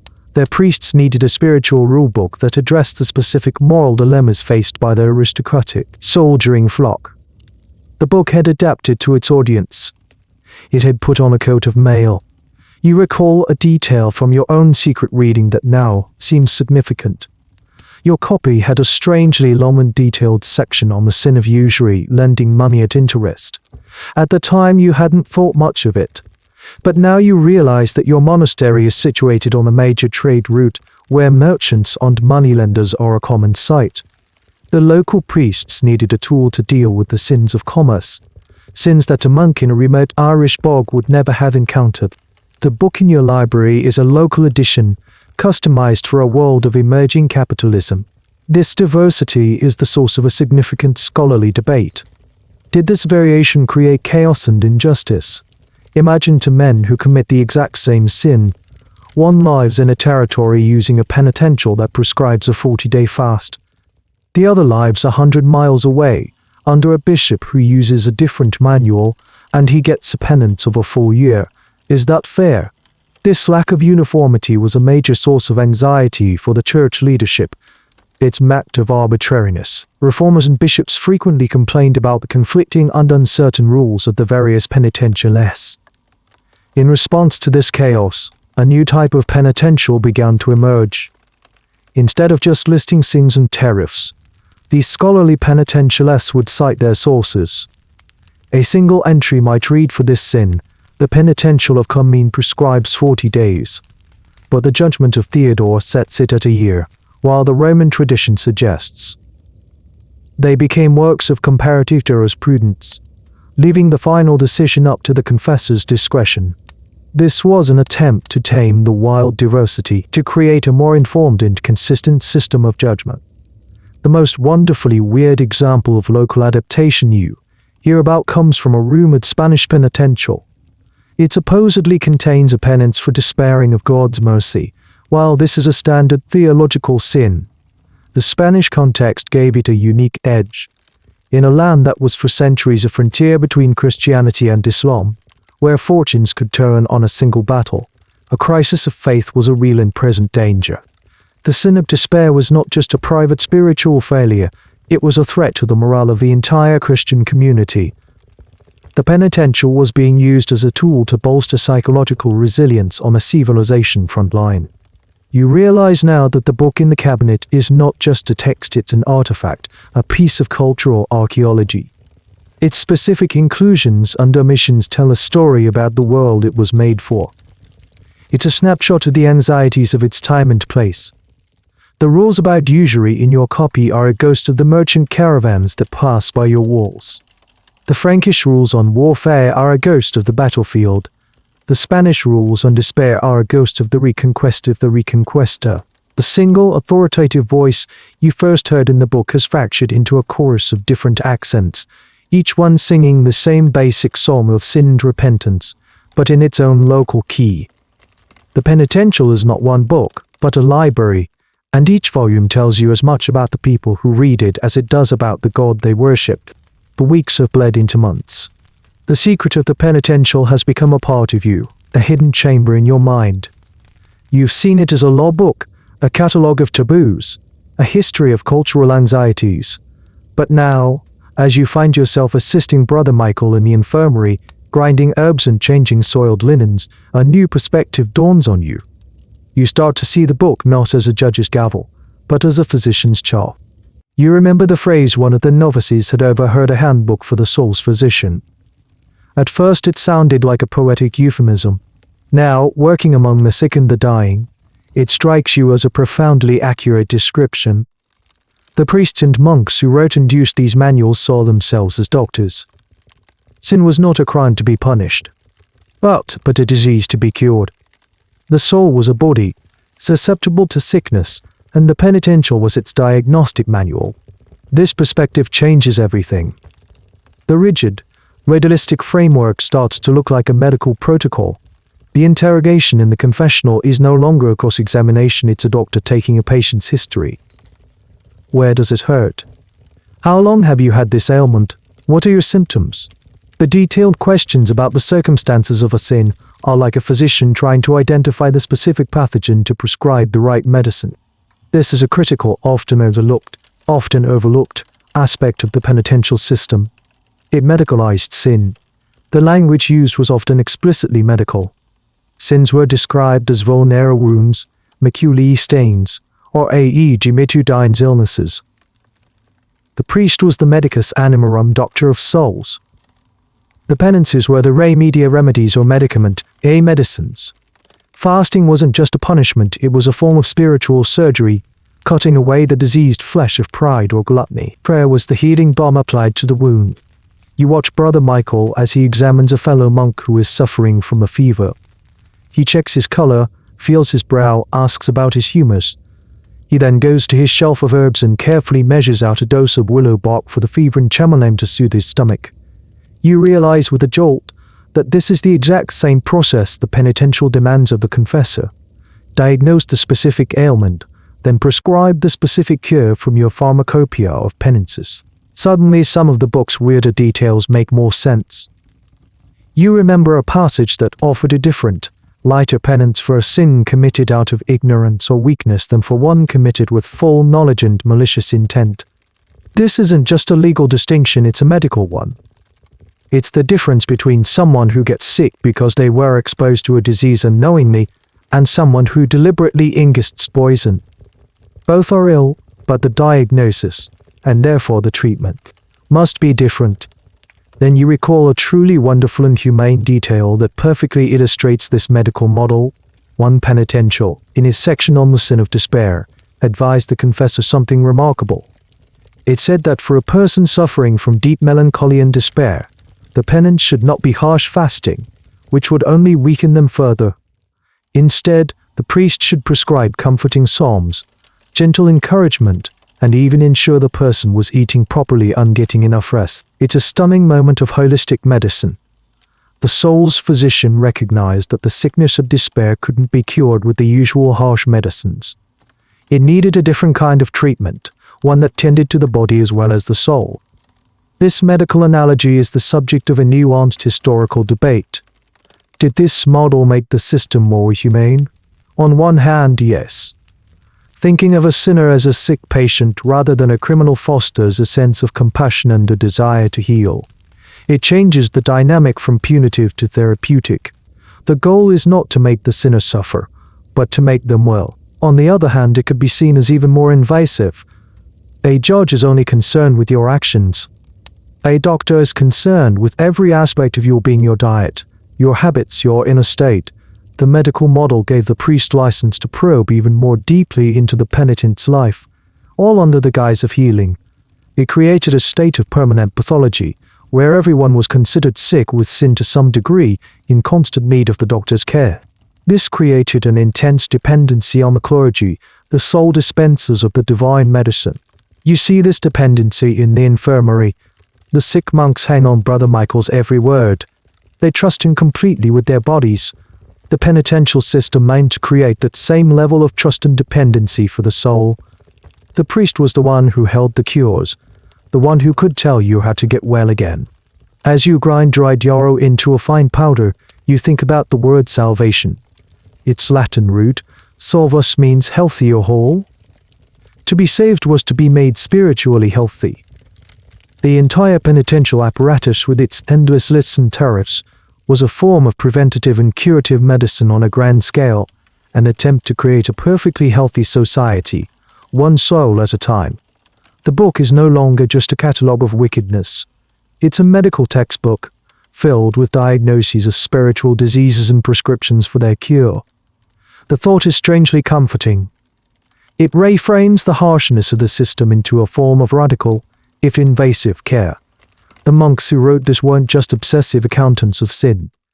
They were doctors fighting a desperate, unending battle against the universal sickness of the human condition.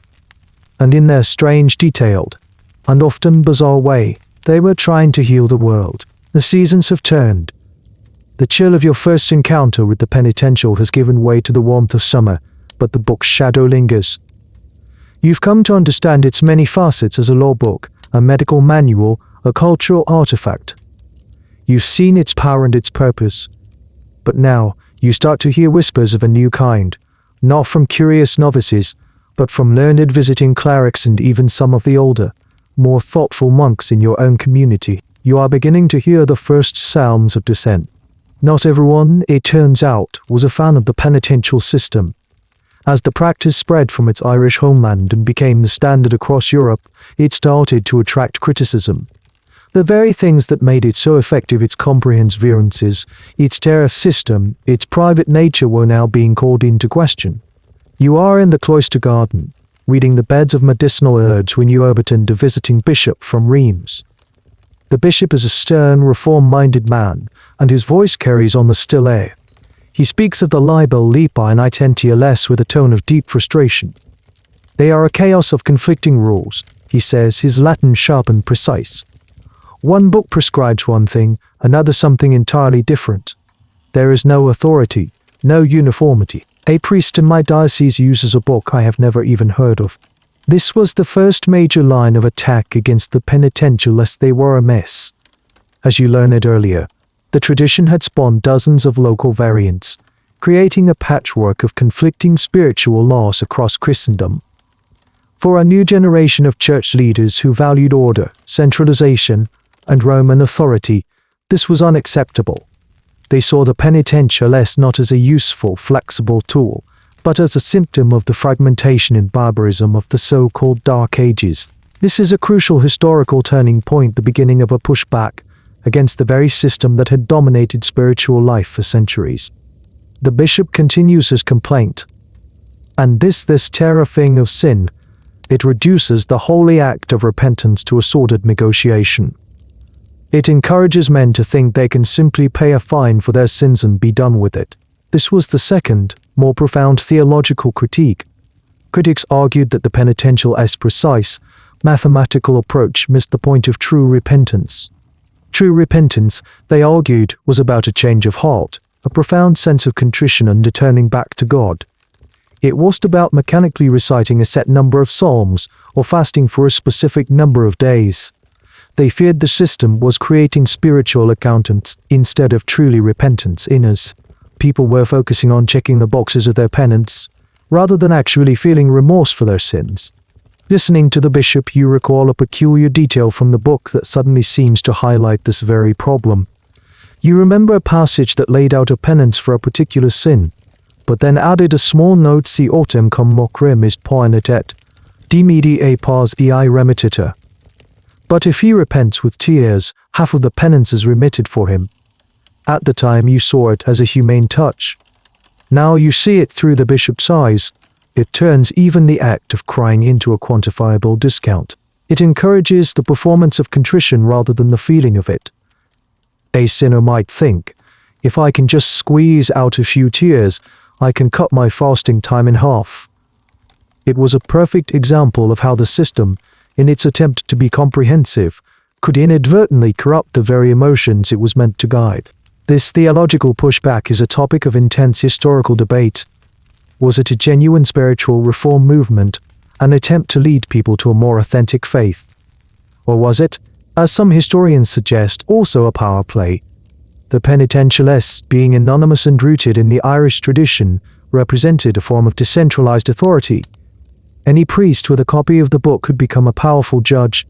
The reform movement, largely driven by powerful bishops and figures close to the imperial court of Charlemagne, sought to reclaim that authority.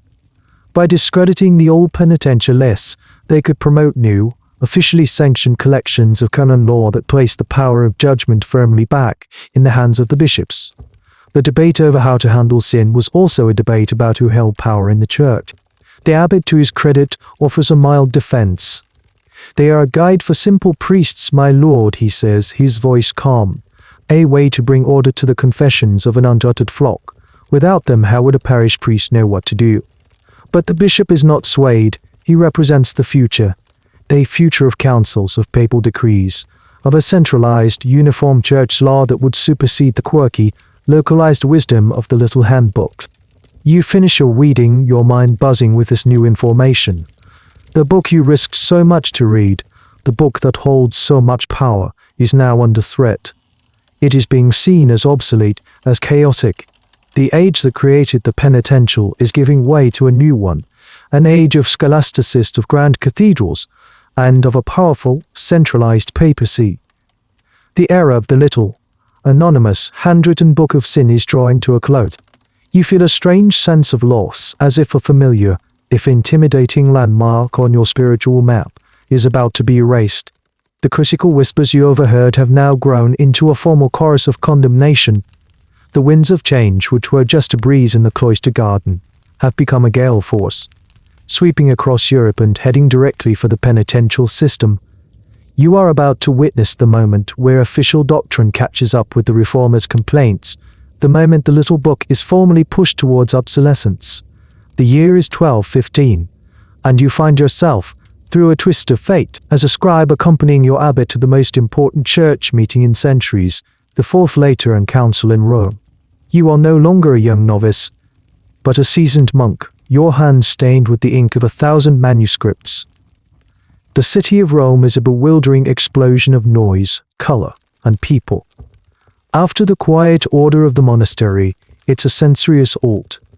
You make your way to the Lateran Palace, where hundreds of bishops, abbots, and theologians from every corner of Christendom are gathering at the command of the most powerful pope of the Middle Ages, Innocent III. The council's agenda is vast, dealing with heresy, planning a new crusade, regulating the lives of the clergy. But you know what you're waiting for. You're waiting for the judgment on the practice of confession. And it comes in the form of a decree, a canon, that will echo through the ages. It is Canon 21, also known as Omnis Utriusque Sexus. The canon is read aloud in the Great Hall, its Latin ringing with the force of absolute authority. It declares that every faithful Christian of either sex, after they have reached the age of discretion, must faithfully confess all their sins at least once a year to their own parish priest. This is a landmark moment. It formalizes and makes universally mandatory what the penitential had only encouraged. It takes the Irish practice of regular confession and makes it the law of the Western Church. For a moment, like a victory for the system, you know. But then comes the twist. The canon goes on to describe the role of the priest, and in doing so, it subtly but decisively shifts the focus away from the old penitential. The decree states that the priest must be discerning and prudent, that he should be like a skilled physician who pours wine and oil on the wounds of the sinner. He should diligently inquire into the circumstances of the sinner and the sin, so that he may understand what sort of advice to offer and what remedy to apply. This sounds familiar, like the medical model you've come to understand. But the key difference is what the canon doesn't say. It makes no mention of the libel, the little books. It doesn't endorse the tariff system. The emphasis is entirely on the discretion of the priest. He is not to be a clerk, looking up fines in a manual. He is to be a wise and learned judge, using his own knowledge of theology and canon law to determine the appropriate course of action. The authority is being transferred from the book to the man and, by extension, to the bishop who trained him. This is the official death knell for the old penitential as the ultimate authority in the confessional. You see the culmination of the reformers' arguments. The problem of conflicting penitential is solved by vesting the authority in the local priest, who is himself accountable to his bishop. The problem of the system being too mechanical is solved by emphasizing the priest's discretionary wisdom over a fixed set of tariff. And then you learn about a strange, almost forgotten detail of the council's aftermath, a piece of trivia that shows just how serious this change was. In the years following the Fourth Lateran Council, a series of local synods were held across Europe to implement its decrees. At some of these synods, bishops issued orders for the existing penitential and lestigated summae for confessors massive.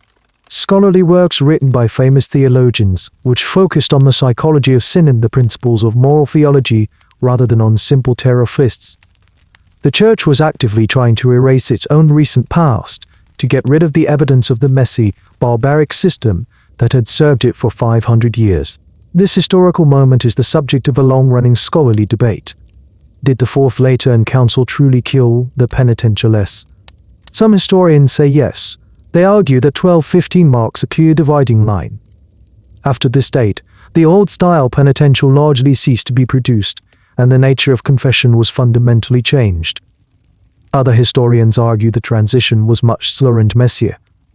They point out that many parish priests, particularly in rural areas, were not highly educated theologians. For them, the simple, practical lists of the old penitential were still incredibly useful. They likely continued to consult their trusty, well-worn manuals in secret long after they had been officially superseded. The ghost of the tariff system, they argue, haunted the confessional for centuries. As you stand in the grandeur of the Lateran Palace, you feel a profound sense of an era ending. The world that created the Little Book of Sin's, a world of Irish missionaries, warrior kings, and fragmented authority, is gone.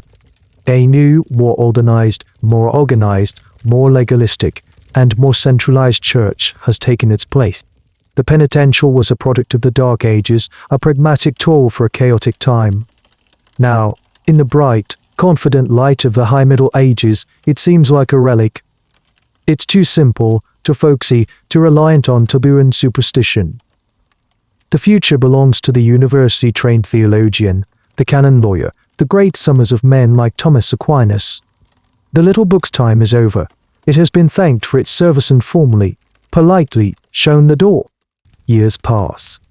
You have returned from the splendors of Rome to the familiar grey stone and rhythmic bells of your monastery. You are an old man now. Your back aches, and your hands, once steady enough to pen the most intricate script, are now gnarled with age. The world you grew up in feels like a distant country. The changes initiated by the Fourth Later and Council have rippled through the church, and you are about to witness the final, symbolic act in the long saga of the penitential.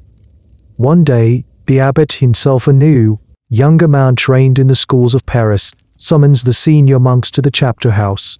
He stands before you, his face set with a look of grim determination.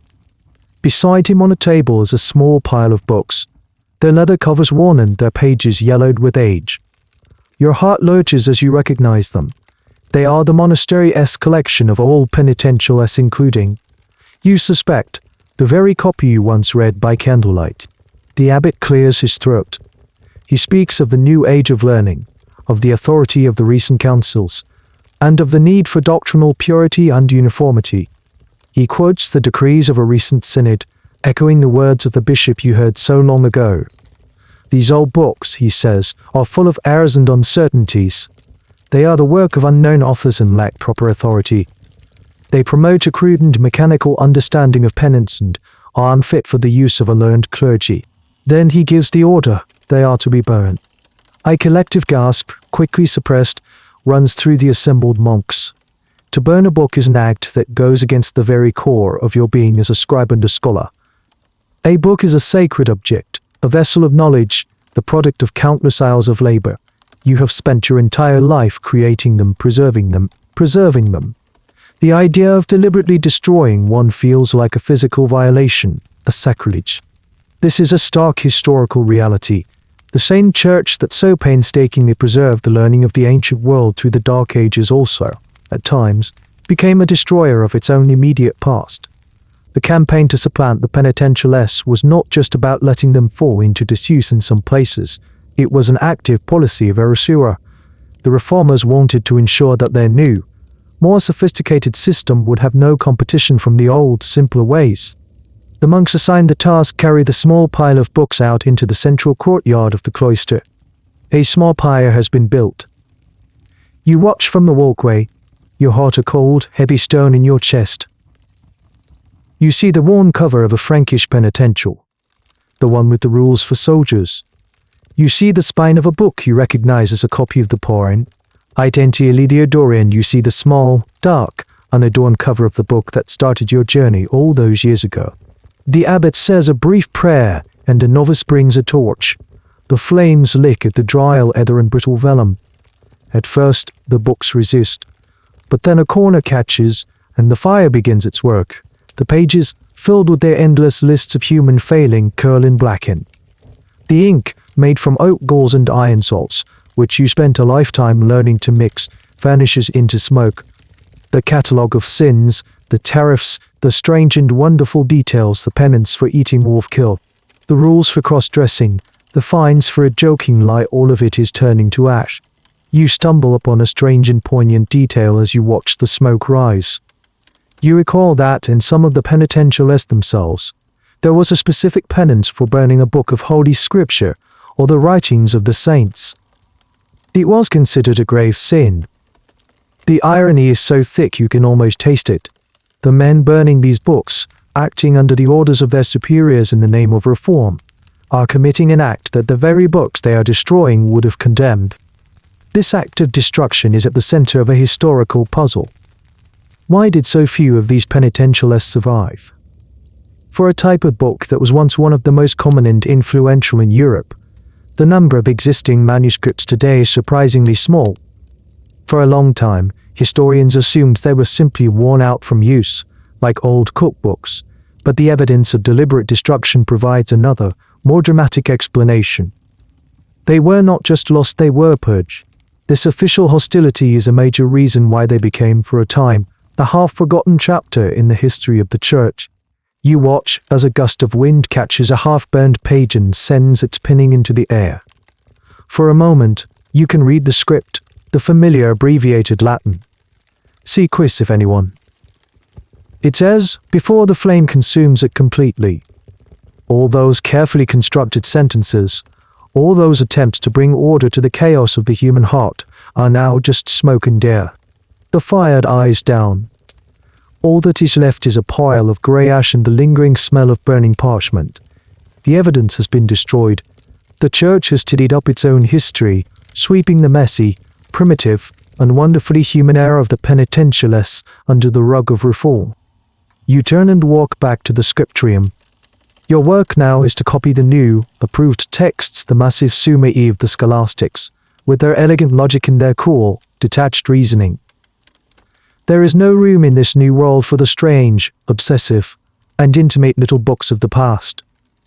But as you pick up your quill, you know that you cannot unlearn what you once knew. They can burn the books, but they cannot burn the memory. The ghost of the penitential, with its endless, loving, and fearful catalogue of what it means to be human, will haunt you for the rest of your days. The fire in the courtyard has long since gone cold, but the memory of it still warms your old bones with a strange, melancholic heat. Decades have passed since the burning of the books. You are now the oldest monk in the monastery, a living relic from a bygone age. The young novices look at you with a mixture of reverence and pity, this frail man who remembers a world they can only read about. The penitentialists are gone, replaced by the logical certainties of Aquinas and the authority of papal decree. But as you sit in the quiet of the library, you can't help but trace the long, invisible echoes of the little book, the way its ideas have seeped into the very soul of Christendom, even after the book itself has vanished. You realize that even though the tariff system is officially gone, the core concept it introduced, the idea that sin can be quantified, managed, and paid for, has survived in new forms. The most obvious evolution is the system of indulgences. In your youth, an indulgence was a rare thing, a remission of the temporal punishment, the penance for a sin already forgiven in confession, usually granted for a great act of piety like going on crusade. But now, in your old age, you see it becoming something more transgressional. The Church, in need of funds for its grand building projects and its vast bureaucracy, has discovered that the principle of commutation, paying cash in lieu of penance, is incredibly profitable. This is the enduring legacy of the penitential's pragmatic loopholes.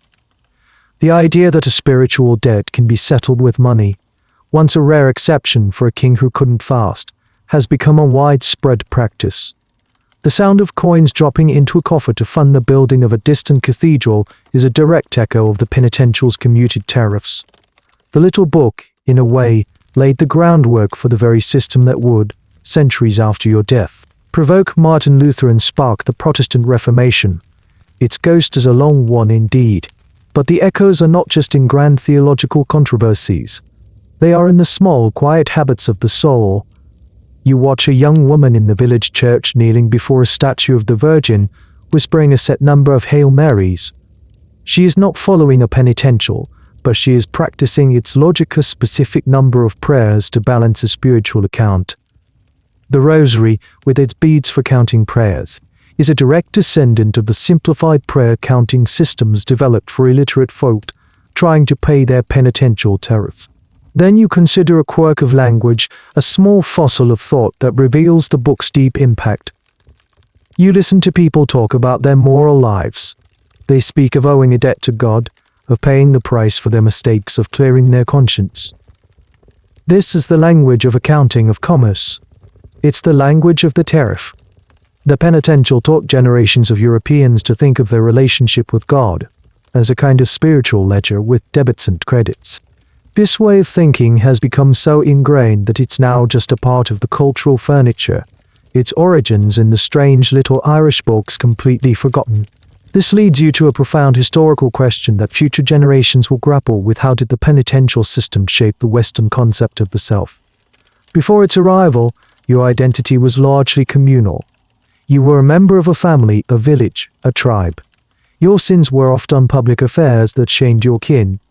But the penitentialists, with their focus on private confession and the secret catalogue of your innermost thoughts, helped to create a new kind of person, the introspective individual. They taught you that your true self was this inner being, this secret consciousness, that needed to be constantly monitored, interrogated, and judged. They created a sense of interiority, a private space inside your head populated by your sins, your guilt, and your secrets. The modern Western individual, with their obsession with authenticity, self-knowledge, and private guilt, is a distant descendant of the man kneeling in a cold church, being guided by a priest with a penitential to explore the hidden corners of his own soul. Historians and philosophers like Michel Foucault will later argue that the confessional was one of the key technologies in the creation of the modern subject. You are living proof of this. Your own life has been defined by the secret you've kept since you were a novice. The memory of the book, the knowledge of its rules, created a private, hidden space in your own mind that set you apart from your brothers. The book isolated you and gave you a unique, secret identity. As evening prayers begin, the setting sun casts long shadows across the library. You look at the shelves, filled with the works of the great scholastic doctors. They are logical, brilliant, and impersonal. But you know that the questions they are trying to answer about the nature of sin, the justice of God, the path to salvation were once answered in a much different way. They were answered in a much different way. They were answered in a messy, human, and wonderfully strange little book at source, in not as a philosophical problem, but as a wound to be healed, a debt to be paid, a stain to be cleansed. The penitential is gone, but its work is done. It has left its fingerprints on the language, the rituals, and the very soul of your world. Its long, slow echo will reverberate for centuries, long after the last person who ever held a copy in their hands has turned to dust. The light in the library fades, and a novice enters to light the evening lamps. The flickering oil flame reminds you of the single, illicit candle you used all those decades ago, and your mind, as it so often does in old age, begins to drift. You look at the neatly organized shelves, the catalogued manuscripts, the entire system designed to order and preserve knowledge, and in a strange leap of thought, you imagine a future world, a world of unimaginable technologies, and you see the ghost of the penitential in a place you could never expect it. You imagine a world where every person carries a small, glowing rectangle of glass, and on this glass, they record their lives, their meals, their friendships, their purchases. Every action, every preference, every fleeting interest is captured, categorized, and stored. It's a voluntary confession, a constant outpouring of personal data into a vast, invisible scriptorium. This is the final, strange echo of the penitential, the modern world's obsession with data. The fundamental impulse behind the little book of sins was the desire to know, to categorize, and to manage the totality of human experience. The monks who compiled the lists of sins were the data scientists of their day. They were driven by a belief that if you could just collect enough information, if you could break down life into a sufficient number of discrete data points, you could understand and control it. You picture this future world. Great institutions, not of the church but of commerce and governance, collect this data. They use it to create profiles, to build models of human behavior, to predict what a person will buy or think or do next. They create a new kind of catalogue of wickedness, not of sins, but of deviations from the norm, of unprofitable behaviors, of undesirable political opinions. The goal is no longer the salvation of the soul, but the optimization of the consumer or the citizen. You see the parallels with a chilling clarity. The penitential's obsession with categorizing thoughts suggests dialectatio, consensus is mirrored in this future world's analysis of a person's search history, their likes, their browsing patterns. They seek to understand not just what you do, but what you might do, What you desire, the decogitation I bus section of the penitential, has been reborn as predictive analytics. Then you think about the tariff system. Every sin had its price. In this future you imagine, every piece of personal data has its value. Your preferences are sold to advertisers. Your attention is monetized. You pay for free services with the currency of your own life, your own thoughts, your own desires. It's a new form of commutation, a vast complex economy built on the confession of data. You remember the quirky, little-known detail of the penance for being a picky eater, the sin of Studio Z. It seemed so strange to be judged for having refined tastes. But in this future world, having specific, well-defined tastes is the most valuable commodity of all. It makes you a perfect target for advertisers. The sin of one age has become the virtue of the next. This comparison raises a profound question, a debate for a future you will never see. Is this modern form of data collection a form of liberation or a new, more subtle form of control? On the one hand, it offers convenience, personalization, a world tailored to your desires. On the other hand, it creates a new kind of confessional, one where you are perpetually confessing to an invisible, algorithmic priest who never offers absolution, only another targeted ad. It's a system of judgment without the possibility of grace. The historical debate shifts from was the penitential system just, to is the data-driven world creating a new, more pervasive system of social control. You recall the fear and paranoia the penitential instilled in you as a young man, the sense of being constantly watched, if only by yourself. You imagine people in this future willingly placing a listening device in their own homes, a device that records their questions and conversations, all for the convenience of not having to stand up to light a lamp.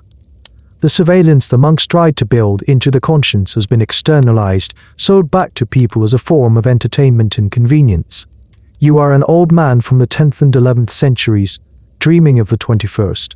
The concepts are beyond your grasp, glowing rectangles, invisible networks, algorithms. But the impulse is not. The impulse to list, categorize, to know, to judge, and to control that impulse is as old as humanity. The technology changes, but the desire remains the same. The penitential was a technology of the soul built of vellum, ink, and fear. This new system you imagine is a technology of the self built of silicon, light, and desire. The little book you read in secret sought to create the perfect Christian. The glowing rectangles of the future, you suspect, seek to create the perfect consumer. The novice returns to tell you that it is time for the final prayers of the day compline.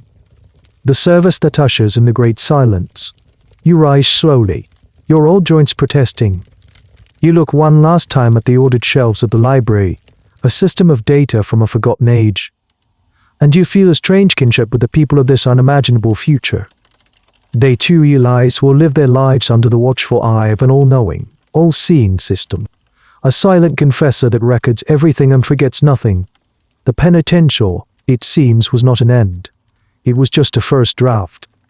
The final bell for compline has rung.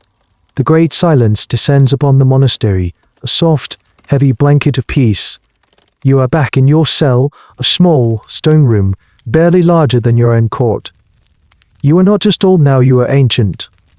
The faces of the monks you knew in your youth are like ghosts, their voices faint echoes in the long corridors of your memory.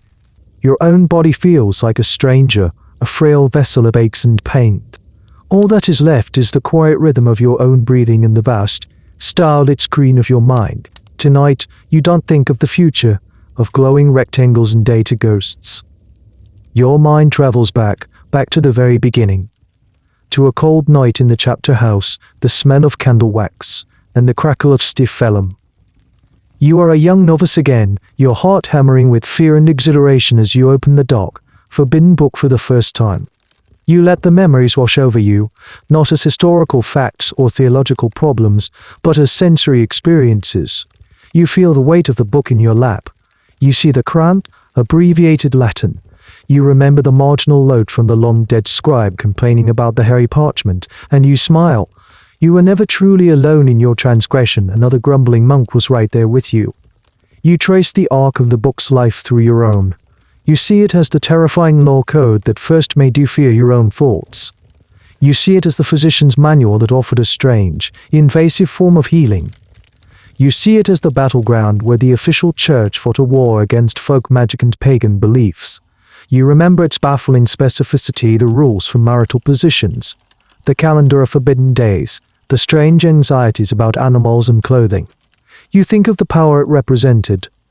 The power of the priest in the confessional, the secret keeper, the judge. The power of the wealthy to commute their penances, to hire others to bear their spiritual burdens. The power of shame, both private and public, to shape a community. You remember the journey of the book itself, its birth in the misty monasteries of Ireland, its travels across Europe with zealous missionaries, its adaptation to the warrior culture of the Franks and the commercial hustle of your own region. You see it not as a single object, but as a living, evolving organism of thought. And you remember its death. The sight of the flames in the courtyard, consuming the pages, turning the words to smoke. You remember the feeling of an era ending, the shift from the messy, human world of the penitential to the cool, logical world of the scholastics. You have outlived the book. You have outlived the men who wrote it, the men who used it, and even the men who burned it. You are perhaps the last living person who truly understands it, who felt its power firsthand. Was it a good thing or a bad thing? This little book of sins? As you lie in the darkness, you realize the question is meaningless. It was a human thing. It was a product of its time, a desperate, obsessive, brilliant, and often absurd attempt to make sense of the wild, chaotic, beautiful, and terrifying business of being alive. It was an attempt to draw a map of the human soul. The map was flawed, the coastlines were wrong, and there were dragons in the margins, but it was the best map they had. A profound sense of peace settles over you. The long war in your soul, the war that began the night you stole the key, is finally over. The book no longer feels like a burden of secret knowledge, a source of anxiety and guilt. It feels like an old friend, a difficult, demanding, and often infuriating friend, but a companion on the long journey of your life. You pull your thin wool blanket up to your chin. The stone walls of your cells seem to melt away. You are no longer in the monastery. You are in a vast, quiet library. The shelves stretch into infinity, and on them are not just the books that were written, but all the books that were ever imagined. You walk down an aisle, and there it is on a small, unassuming lectern. The dark leather cover, the worn corners, the penitential. You reach out, not with the trembling hand of a novice, but with the steady hand of an old man who has made his peace. You open the cover. The pages are no longer filled with lists of sins and punishments. They are blank, waiting for a new story to be written. Your story. You feel a gentle hand on your shoulder. It is Brother Anselm, the old librarian, and he is smiling. And now the story is over. The old monk's journey has come to its gentle end. Feel the weight of his long life, the centuries he witnessed, the secrets he kept. Feel the silence of his cell, a silence that is no longer filled with the anxiety of unprayed psalms or unconfessed thoughts, but with a deep and final peace. The world of the penitential, with all its intricate rules and strange anxieties, fades away like smoke from a snuffed candle. The hard edges of its judgments soften and dissolve into the gentle darkness around you. The rhythm of your own breathing is the only bell now, tolling a slow and steady beat, pulling you down, deeper into rest.